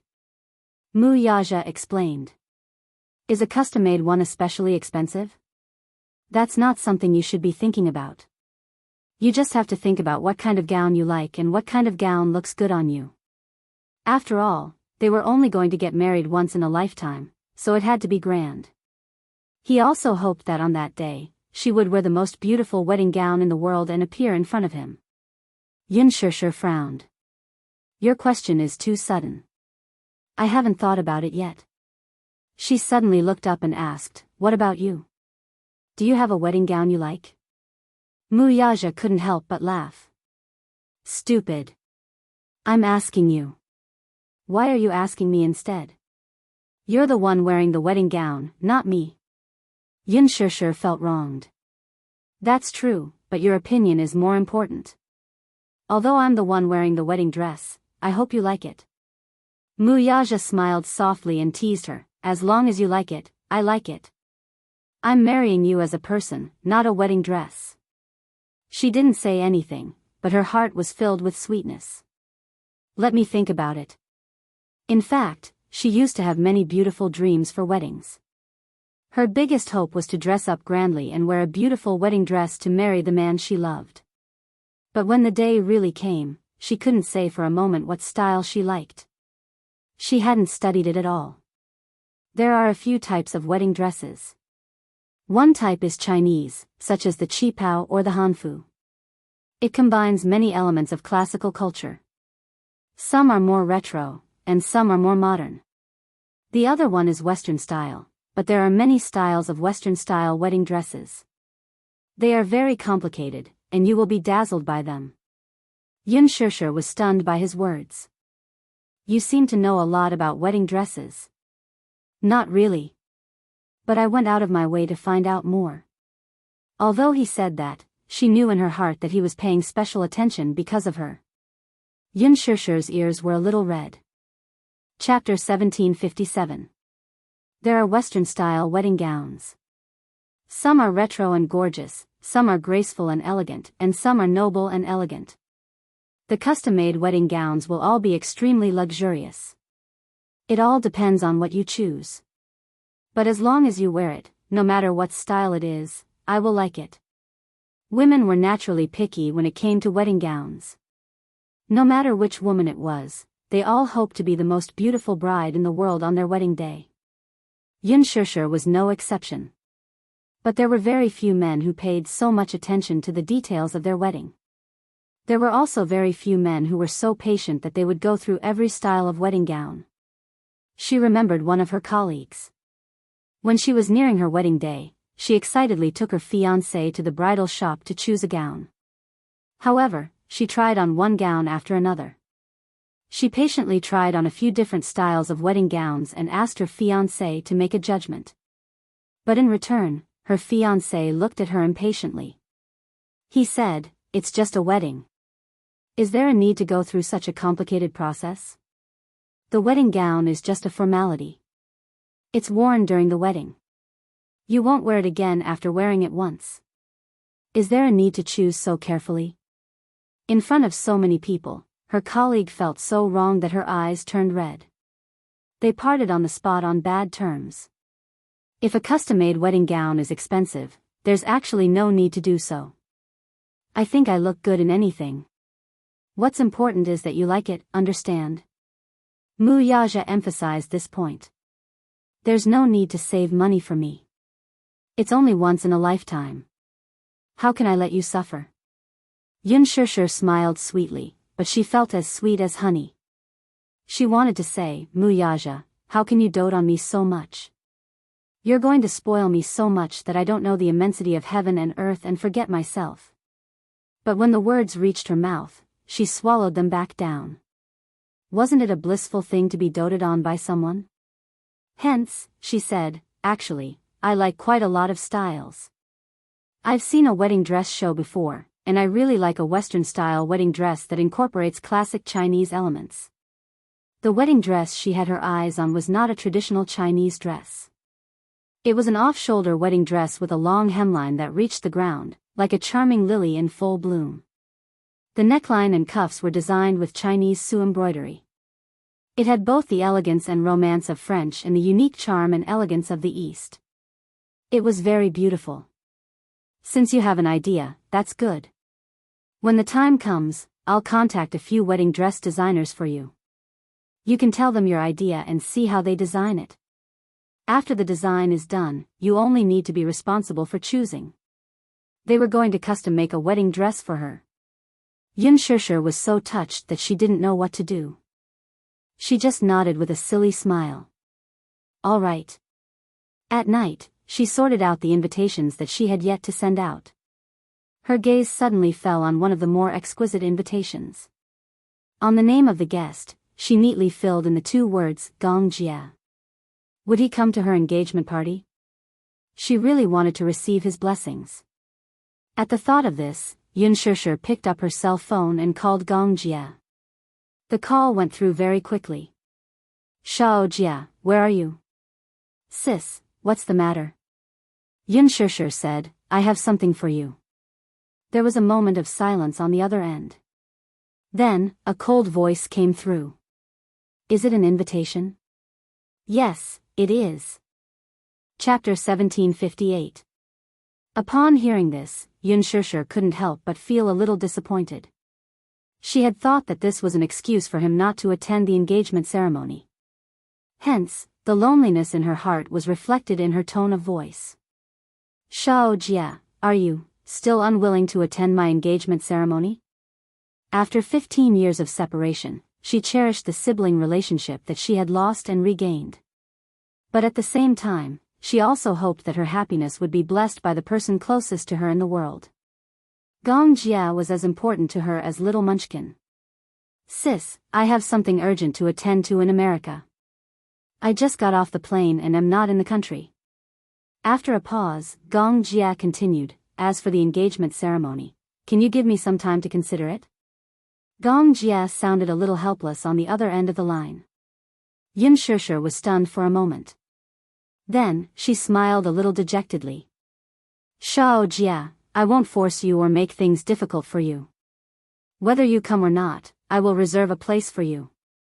There was a long silence on the other end of the line. He didn't say a word, and she didn't know what he was thinking. Suddenly, Gong Jia said, "Okay, got it." After hanging up the phone, Yun Shishir sighed. Even though Gong Jia had promised her well, she didn't know if he would come on that day. Now that he was overseas, she was afraid that this meticulously prepared invitation wouldn't reach him. Yun Shishir pursed her lips. She opened the drawer and put the invitation inside. The next day, Muyaja sent someone to send Yun Shishir to the set and then went to the office. When Yun Shishir returned from the set, the chauffeur sent by Muyaja sent her to the bridal gown shop.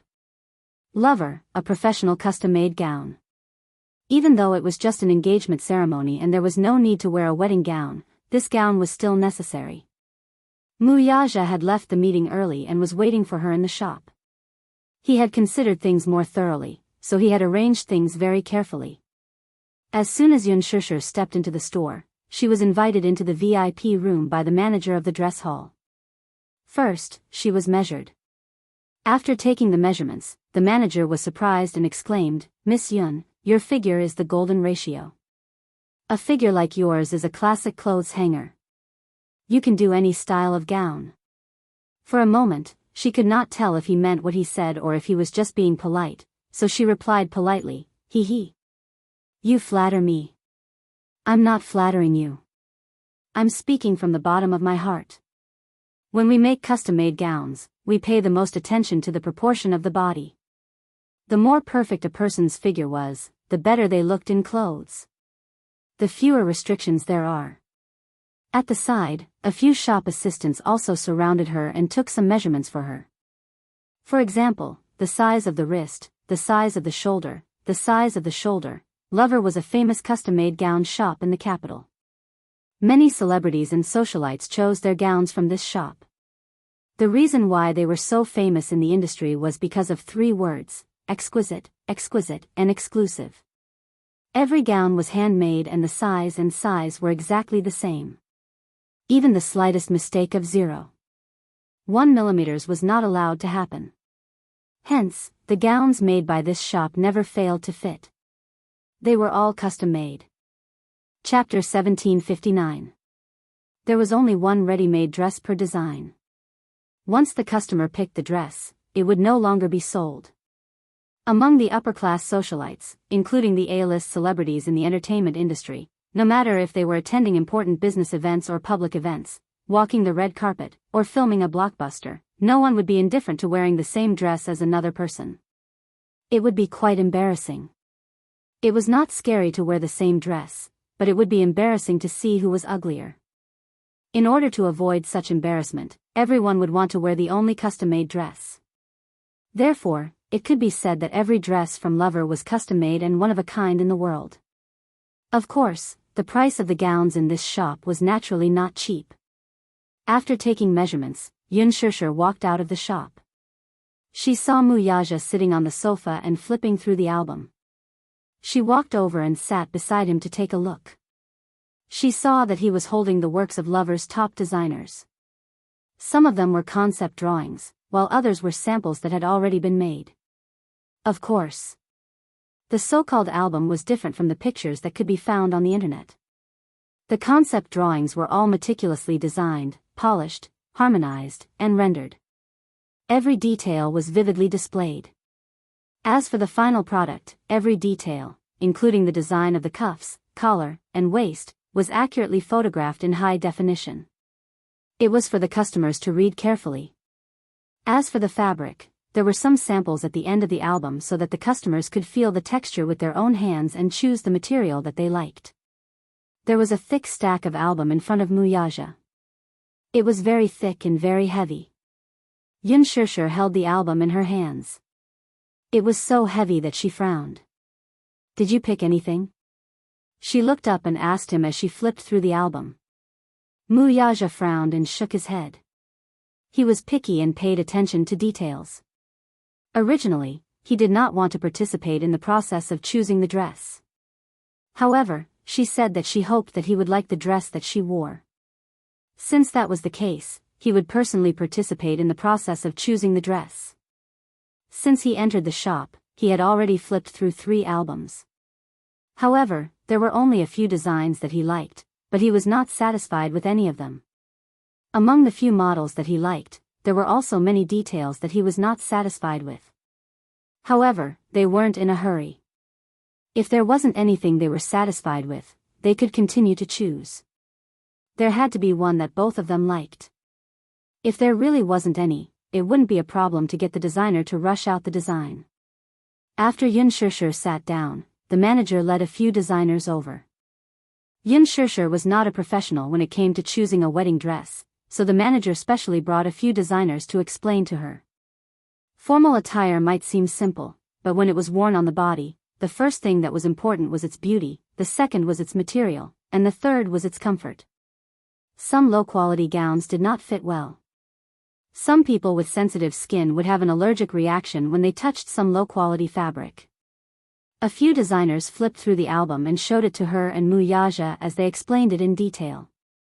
At first, Yun Shishir only understood half of it, but later on, she gradually understood some of the details.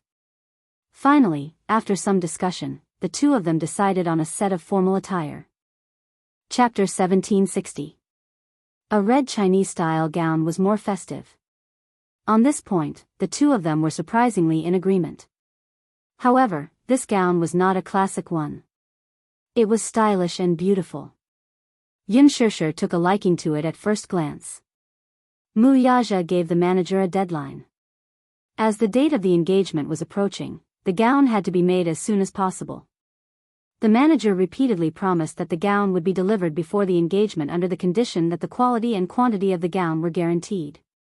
Yun Shishir sent out the last few invitations. Of course, Xiang Yu, Yun Qingmiao, and Xiang Yu also received an invitation. The invitations were exquisitely made, and each one was handwritten by Yun Shishir. The date and place of the engagement were written in it. It also stated that 2 nights before the engagement, Mu Yaja would use his private jet to bring the groom's and bride's invited guests to the island. The moment Yun Qingmiao received the invitation and saw the envelope, she was dumbfounded. Mom? Who exactly is Yun Shishir's man? He actually has his own private jet? Yun Qinli was also in disbelief. Gosh. I used to think that Yun Shishir's man could only be considered as Yin Fu, but now it seems that his identity is definitely not ordinary. He actually has his own private jet. How rich must he be to own such a thing? In their eyes, only the super-rich could afford a private jet. What they did not know was that Mu Yaja had a total of 5 private jets under his name. 2 of them were especially luxurious VIP jets, which were used to pick up important VIPs during business negotiations. You are one of the private jets that will be used for the engagement. Yun Qingmiao was so jealous that she could die. A few days ago, she had just seen the trailer for the movie The Green Apple on TV. At first, when she saw the beautifully edited promotional video on TV, she felt that it looked familiar. At first, she thought that it was just a coincidence. Later, the movie channel specially broadcasted the special feature and invited the director and the various main cast members to do an exclusive interview. They also edited some of the movie's highlights. When Yun Shishir appeared on the screen, her name was clearly written at the bottom of the screen. Only then did Yun Qingmiao believe that her distant cousin was actually a superstar. Yun Qingmiao was not a fan of celebrities, but Yun Qinli especially liked to watch idol dramas. Naturally, like many young girls, she especially admired Gu Xingze. When she saw Yun Shishir and Gu Xingze smiling as they sat together for an interview, she went into a frenzy. Yun Shishir was actually a superstar. Moreover, she and Gu Xingze had starred in a team movie. What's more, the main cast of this movie was a gold medal team.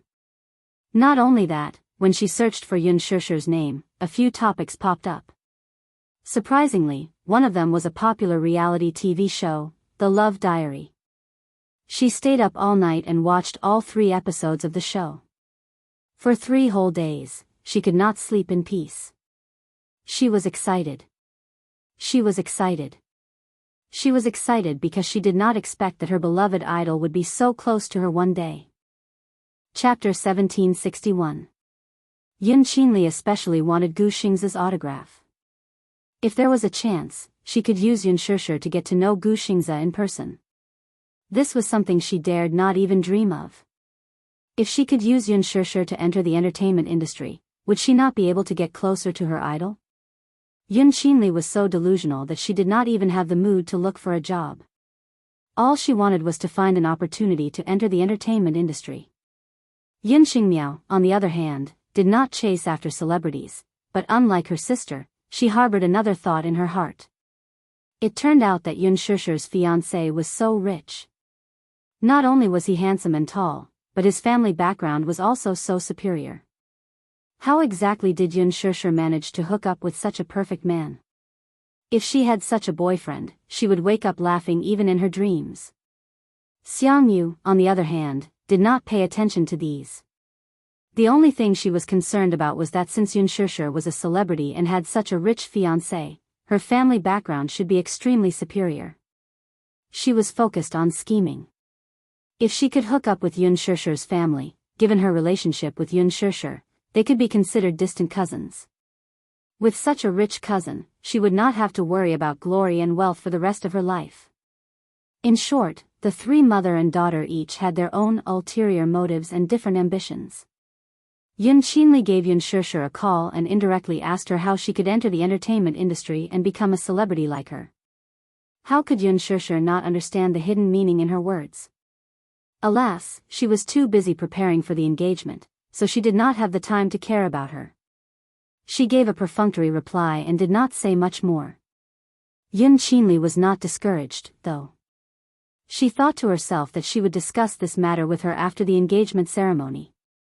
She wanted to see if she could use her connections to open a back door for her to sneak into the production team and play a role.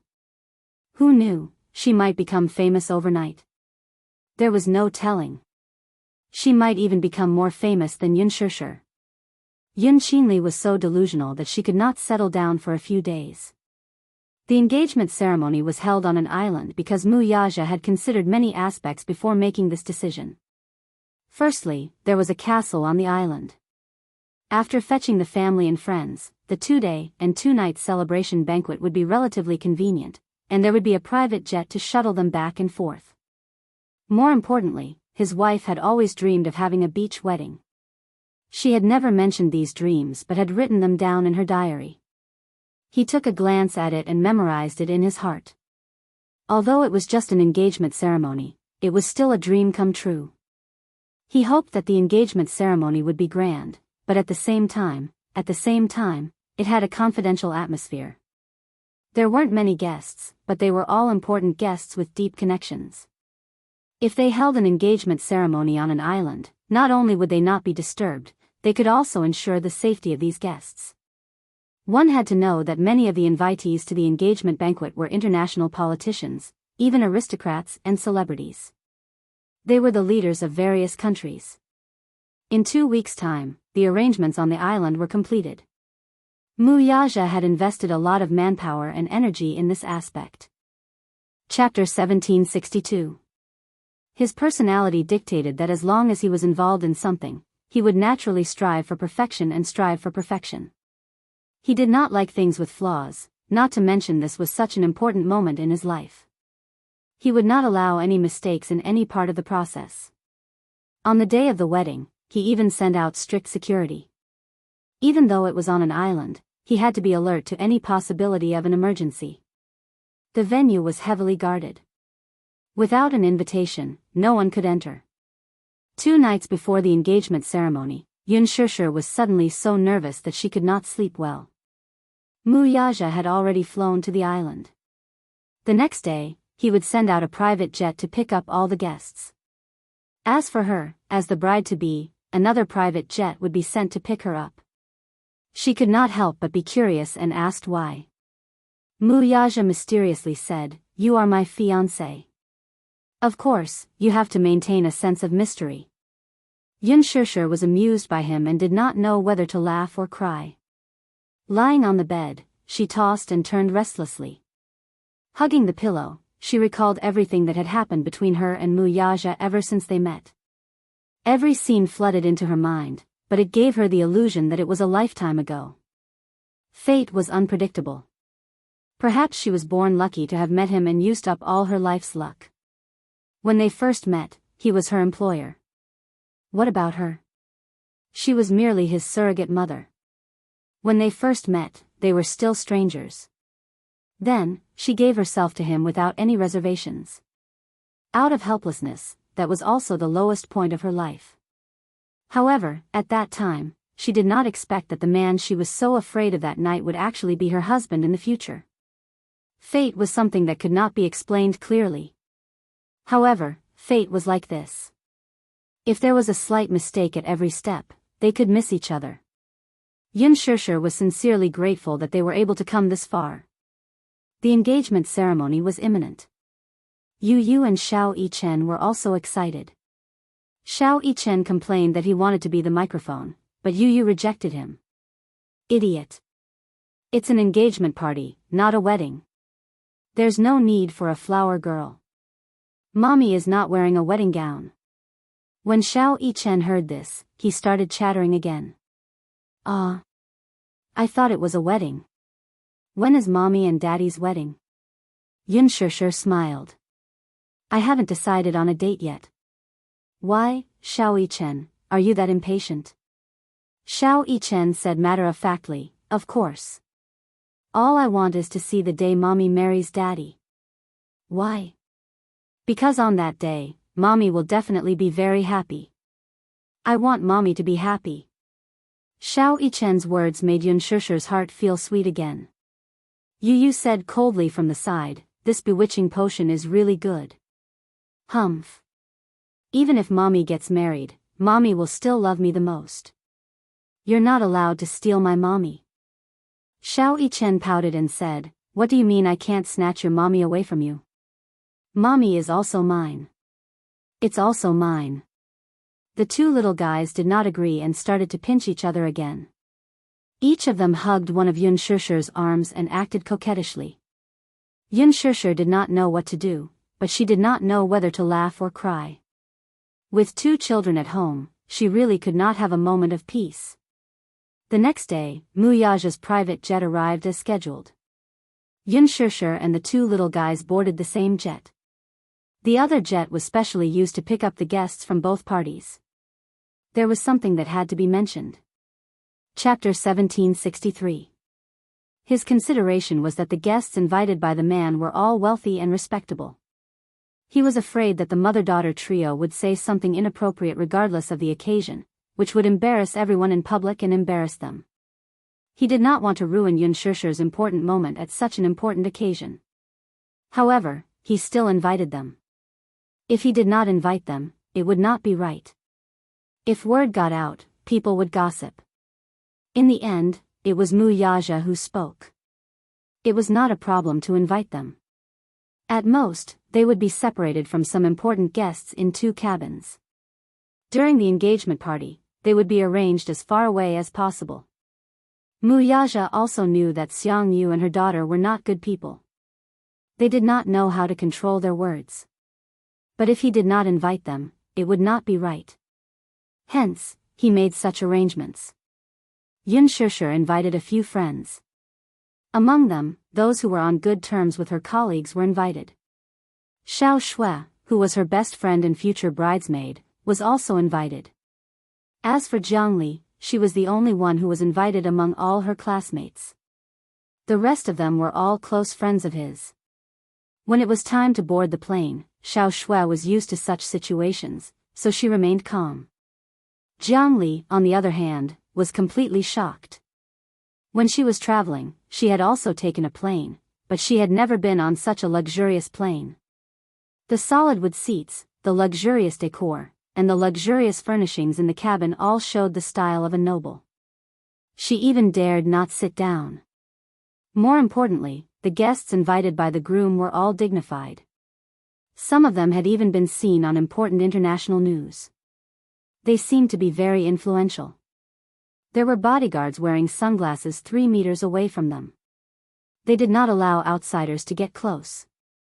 What was even more surprising was that a few politicians from a certain country were also invited. A few international politicians and members of a certain country's royal family, as well as the Prime Minister and President of Country X, were allocated to the VIP cabin. The important politicians and celebrities sat in a suite. Yun Shishir's guests sat in the same cabin as some business celebrities. Even so, Jiangli still felt quite pressured. Most of the guests who were sitting in the same cabin were people with great backgrounds, and their names could be called out. Even if he hadn't appeared on TV, there were special introductions in some financial newspapers.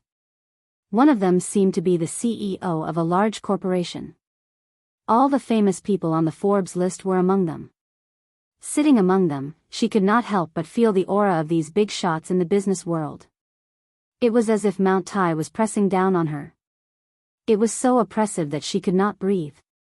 Even if she was just casually drinking some tea, she had to pretend to be a lady in order to feel that she could adapt to such a scene. But at the same time, he felt that she was imitating others and making a fool of herself. It was neither fish nor fowl. In short, no matter what she did, she felt out of place with the nobles of this class. The huge difference between them made her unable to adapt quickly. When a person was in a high position, their temperament would be completely different from ordinary people. Moreover, these big shots at the pinnacle all had extraordinary backgrounds and were especially noble.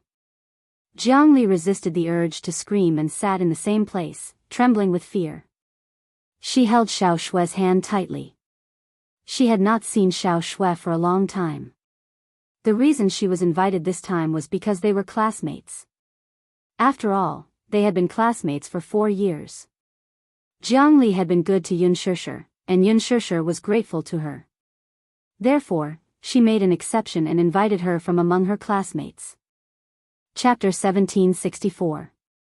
Due to that class reunion, everyone had parted on bad terms. She thought that her relationship with Yun Shishir would end just like that. When Jiang Li received her invitation, she was more touched than surprised. She then seriously prepared a 4-digit red packet. This was already considered a decent amount among the commoners. However, compared to Mu Yaja's guests, it was not even worth a mention. To put it bluntly, a private jet flight to a private island for a vacation was not even worth this bit of money. She could not help feeling guilty at first, but when Xiao Shue found out about it, she said, "It's fine as long as you have the intention." Will Shishir care about this bit of money? Only then did she feel more at ease. Of course, she still knew her limits and knew to save some face for Yun Shishir.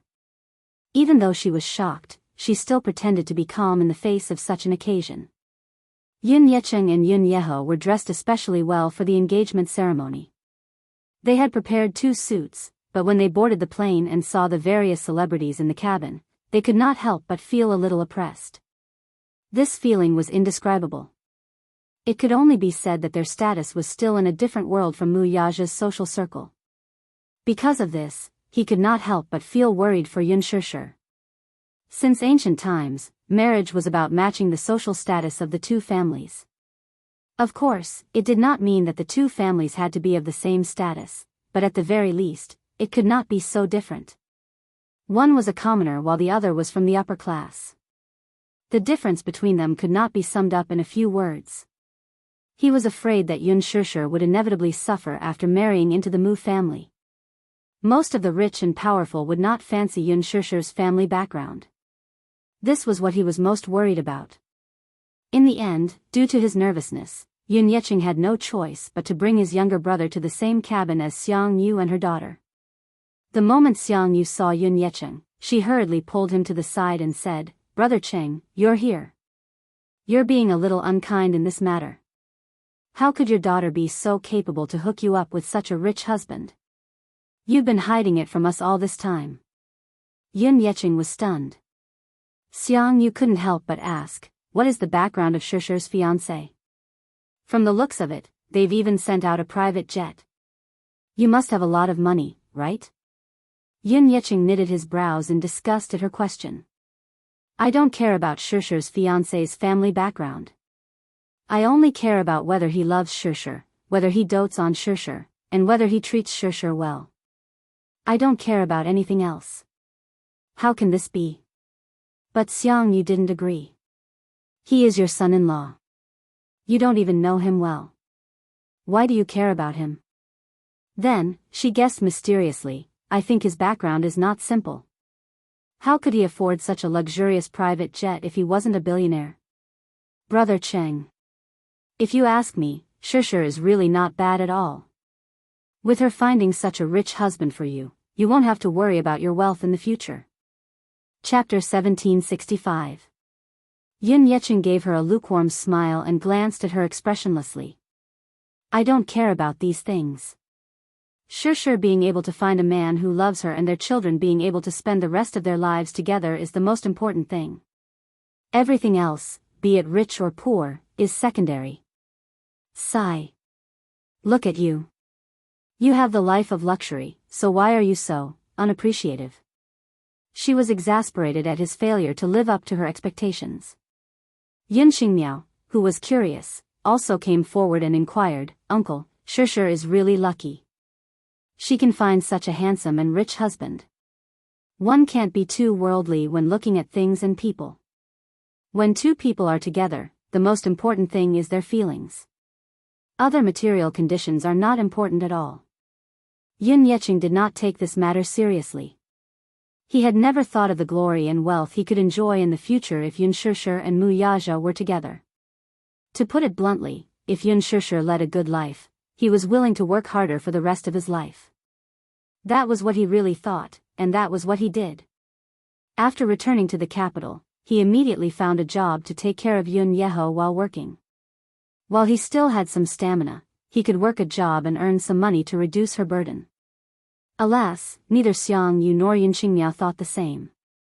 To them, his words sounded a little pompous. Yun Xingmiao smiled and said, Uncle, what are you saying? If her fiancé isn't rich, will Sure still fancy him? Isn't she with him so that she can have a better life in the future? If she marries such a rich man, she can live a comfortable and carefree life as a rich madam for the rest of her life. She doesn't have to work or earn money as she has a husband to support her. As long as she works hard to give birth to his children, her life in the future will be very comfortable. Xiang Yu also sighed at the side. That's right. Shishe's good fortune was not something that could be obtained through envy. If possible, let Qingmiao and Qinli visit Shishe and learn from her. In the future, they can also find me 2 rich husbands. That would be great. At this point, Yun Yecheng did not want to talk to them anymore. Some things can't be asked for. After a pause, he reminded them again, Xiang Yu, Qingmiao, Qinli, there are a lot of influential people at this engagement ceremony. When the time comes, remember not to speak carelessly. Be careful with your words and actions, and at least know your limits when you speak. Hearing this, Xiang Yu's expression changed, and displeasure appeared in her eyes. Ah. Brother Cheng, what are you talking about? Shishe just got engaged, and you're already setting up the rules. What, are you afraid that the 3 of us will embarrass Shishe? Don't you think it's inappropriate to say that? Yun Yecheng thought in dissatisfaction, it's precisely because the 3 of them are unreliable in their words and actions. Otherwise, why would I give them such advice? Xiang Yu only took it that he was being arrogant in front of them. His daughter had married into a rich family, yet he was starting to despise them for being poor and lacking in class. It was just marrying into a rich family, did he have to be so lofty in his words? His pretense was quite impressive. Wasn't he just afraid that they would embarrass themselves in public? Did he have to speak like this? Chapter 1766. Sigh. I'm just worried. To be honest, most of the guests invited by the groom this time are people of status. I don't dare to speak carelessly for fear of being laughed at. So just keep your mouths shut when the time comes. Unwillingly, Xiang Yu agreed. However, she had another thought in mind. Once Yun Yecheng was gone, she immediately whispered to Yun Xingmiao, did you hear that? All the guests this time are people of status. Aren't you going to let me seize this opportunity?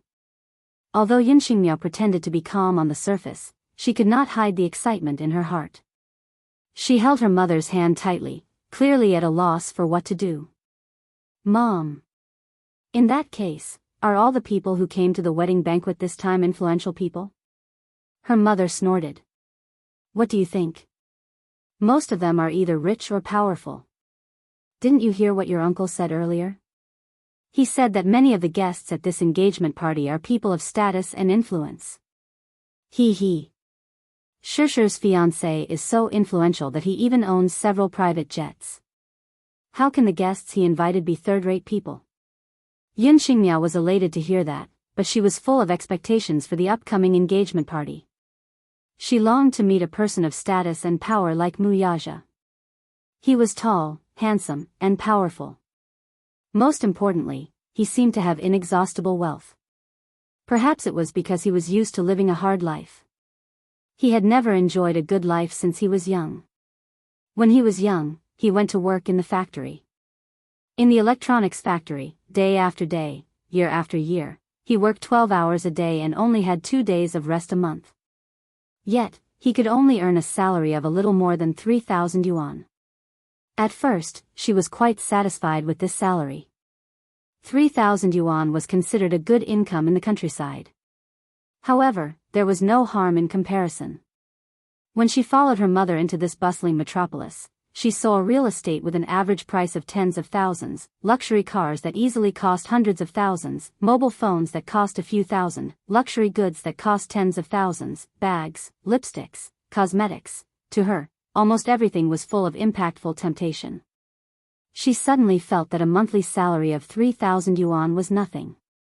Living in such a huge international city, even if it was only a few tens of thousands of yuan, it might be difficult to make ends meet in a month. But if she could marry a rich husband, that would be a different story.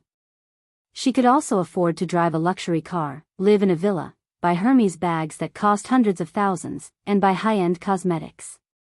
She could walk through the bustling department stores and buy whatever she liked without hesitation. She yearned for such a carefree life.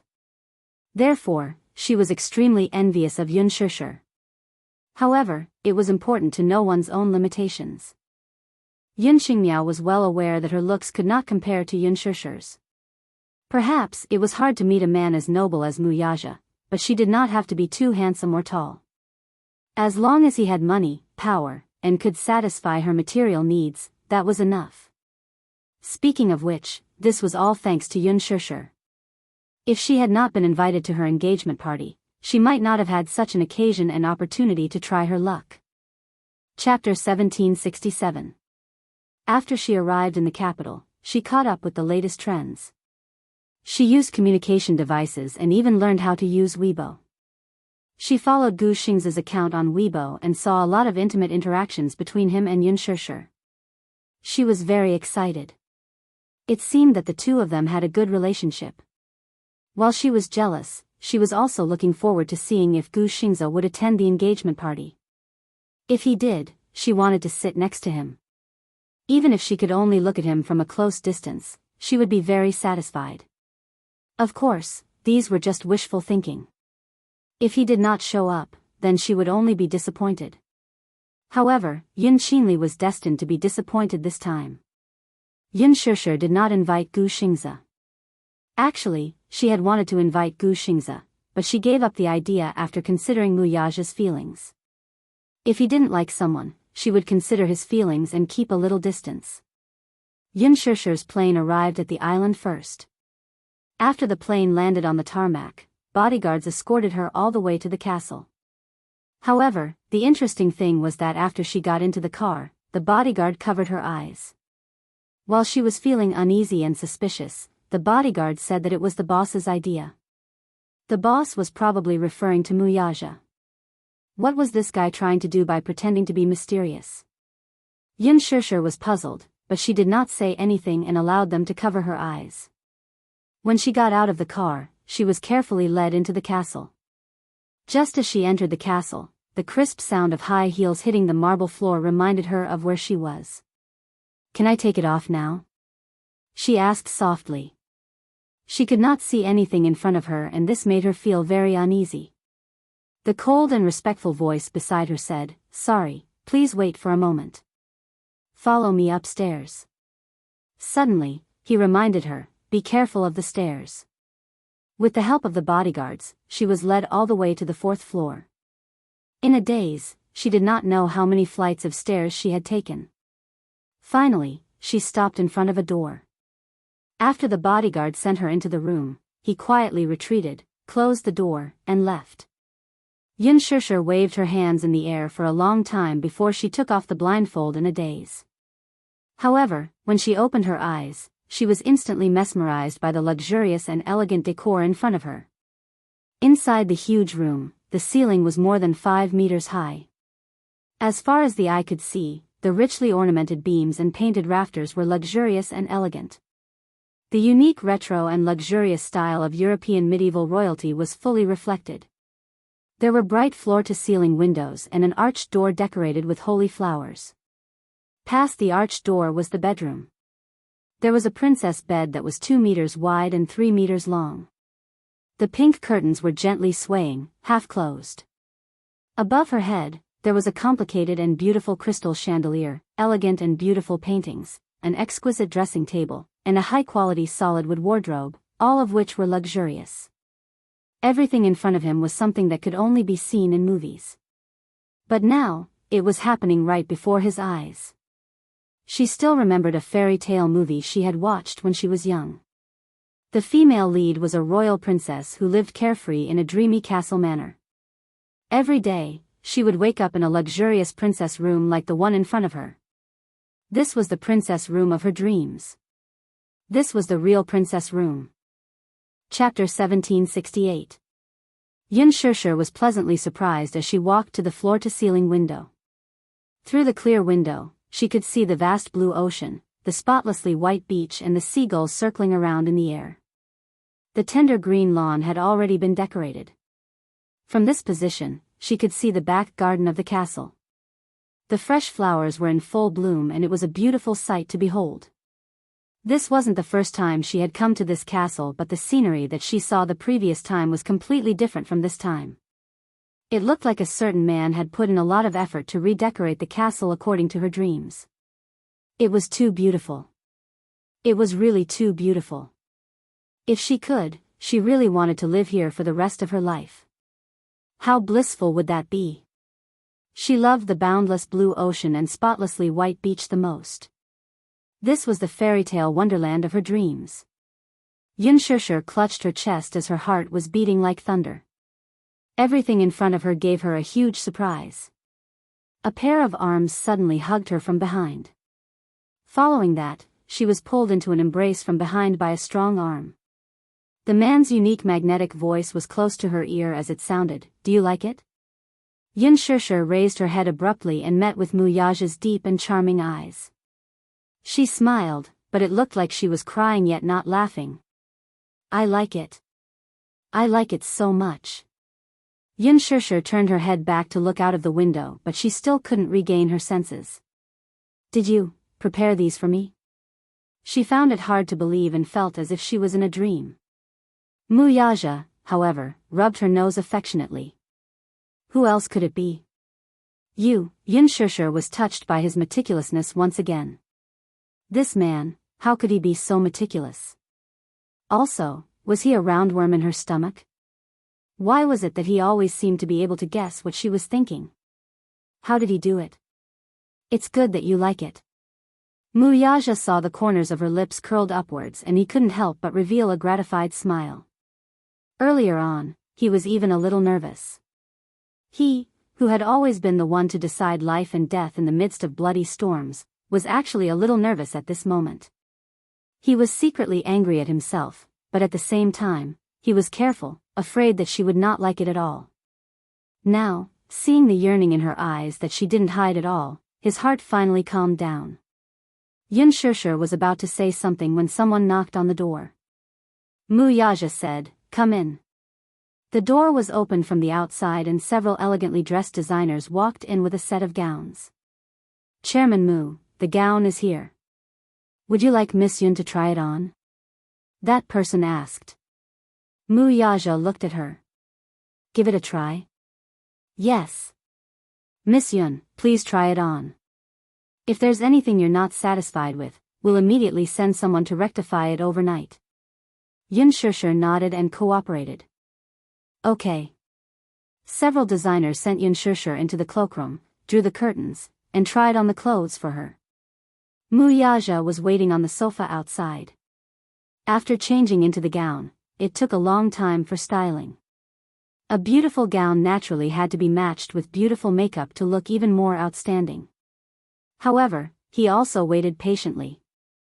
Although the time spent waiting was long, it was also comfortable. He even had a bit of anticipation in his heart. Chapter 1769. At this moment, it was already dusk. Beautiful rays of sunlight shone through the floor-to-ceiling windows and fell on her body.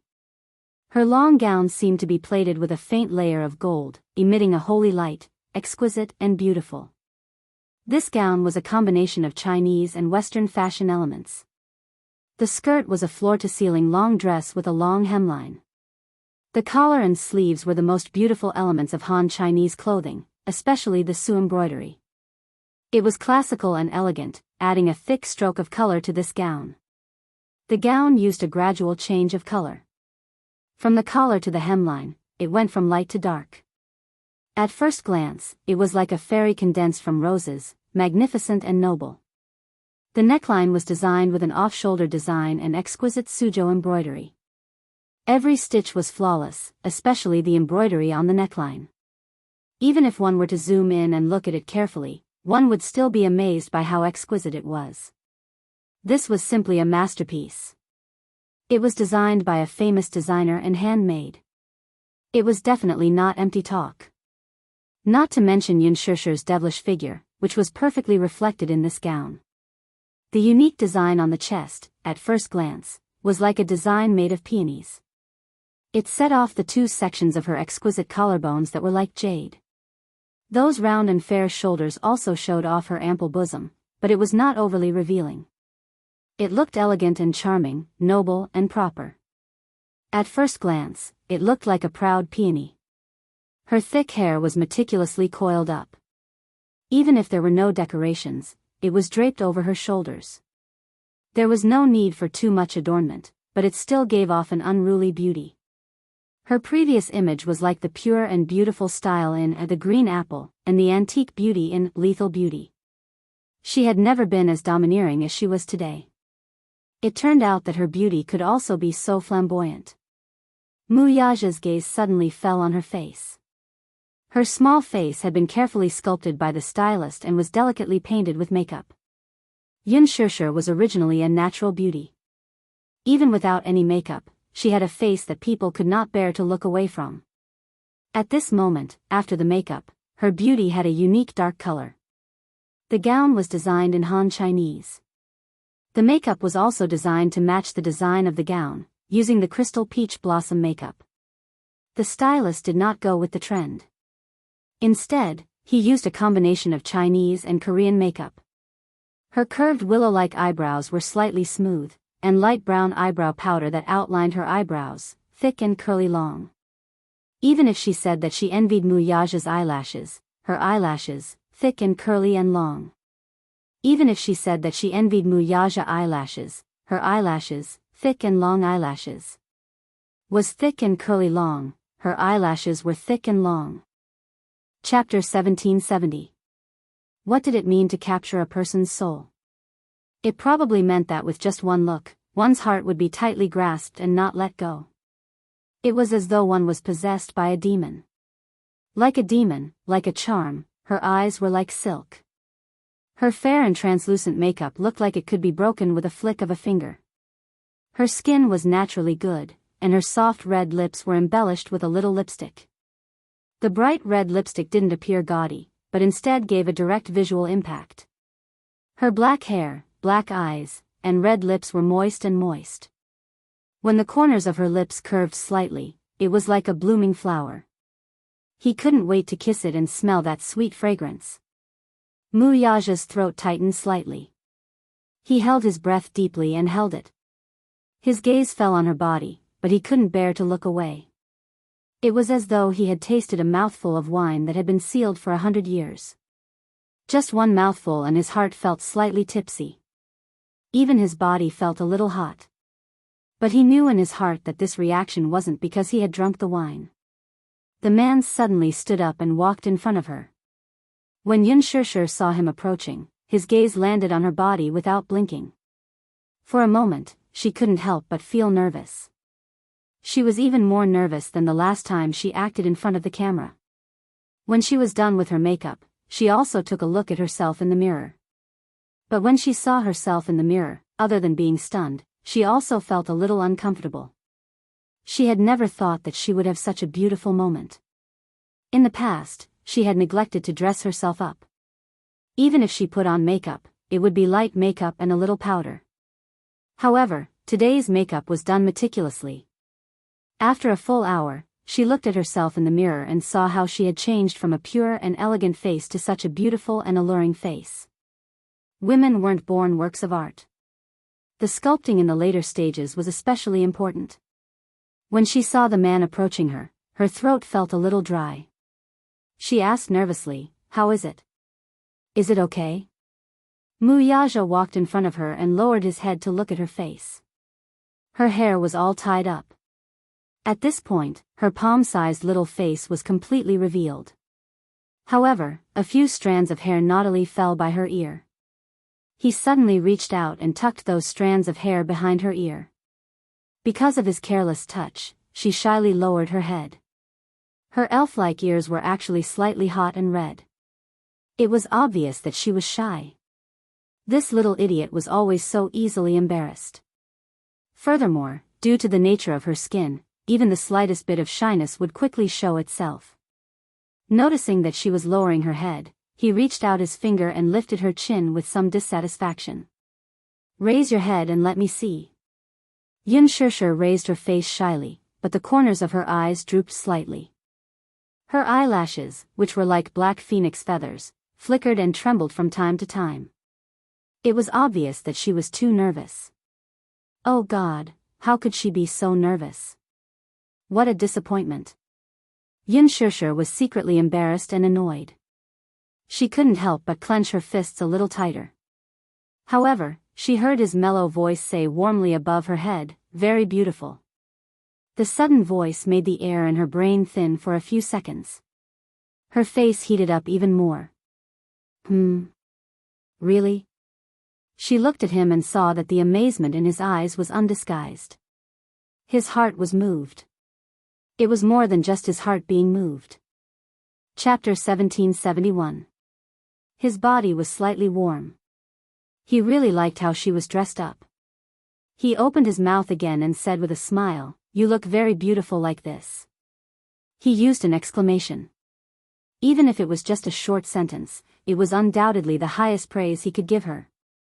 When the designers standing behind him heard this, they were also deeply encouraged. To them, when their designs were worn by a beautiful woman, it was the greatest affirmation. To be able to receive Muyaja's approval made them even more elated. To the designers, to be able to receive the approval of this distinguished guest in front of them was the highest praise. However, at this time, they were still sensible and knew how to observe the situation. The two of them looked at each other, understood tacitly, and quietly left. The door was tightly shut. In the huge bedroom, only the two of them were left. Muyaja reached out and hugged her waist. The tailoring of the exquisite design behind her back was extraordinarily good. This gown was especially comfortable on her body. It wasn't tight or loose. Every inch of curve seemed to be completely natural. He hugged her and pulled her into his embrace. From the angle where he lowered his head, he could see her pair of eyelashes fluttering like butterfly wings. They were thick and long, gentle and lovely, and set off her moving temperament. He couldn't help but nod his head and lightly kiss her fluttering eyelashes. Soft kisses fell between her eyebrows, the corners of her eyes, the tip of her nose, the edge of her lips, and finally to her elegant and beautiful neck. The kiss was deep, but his eyes were burning hot. This was his fiancée. The woman who would hold his hand for the rest of his life, his only wife. She was so beautiful that it was as if she didn't eat the food of mortals. She was like a fairy that no one could profane. Yun Shirshir couldn't help but laugh a little. She pushed him, but he didn't know that he was satisfied and couldn't bear to leave her. His hand cupped the back of her head and he kissed her lips. He didn't forcefully seize it, nor did he attack the city. Instead, he carefully and gently decorated it over and over again. He wanted to taste it. It was like kissing a piece of art, a rare treasure. He loved it, but he couldn't bear to use too much strength. Yun Shirshir pushed him away and looked up. However, when she saw the lipstick on his thin lips, she laughed again. Your lips are stained with lipstick. Muyaja's handsome brows furrowed and he couldn't help but purse his lips. This time, it was even more obvious. Thus, he subconsciously reached out to wipe it off, but she stopped him. Don't move. I'll clean it for you. She carefully reached out her fingers and used her fingertips to gently wipe the lipstick off his thin lips, little by little. Muyaja remained motionless as he allowed her to wipe him. He thought to himself that this was probably the happiest moment of his life. She had once fantasized that if it was their wedding, he would be like the other grooms-to-be, nervous, uneasy, excited. However, right now, there was probably no nervousness or uneasiness. It was just that his excitement were reflected in reality. Strictly speaking, this was not his first engagement. In the past, under Mu Xing's repeated requests, he had to comply with the imperial decree and hold a forced engagement with Mu Wanru. Chapter 1772. At that time, in his heart, the engagement ceremony was not that sacred, and there were not many expectations. It was just a dispensable ceremony. As long as the person was there, it was fine.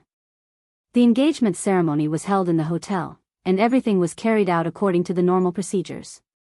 Just before the engagement ceremony, he rushed over from the company's morning meeting. Looking at Mu Wanru's face, he was not touched.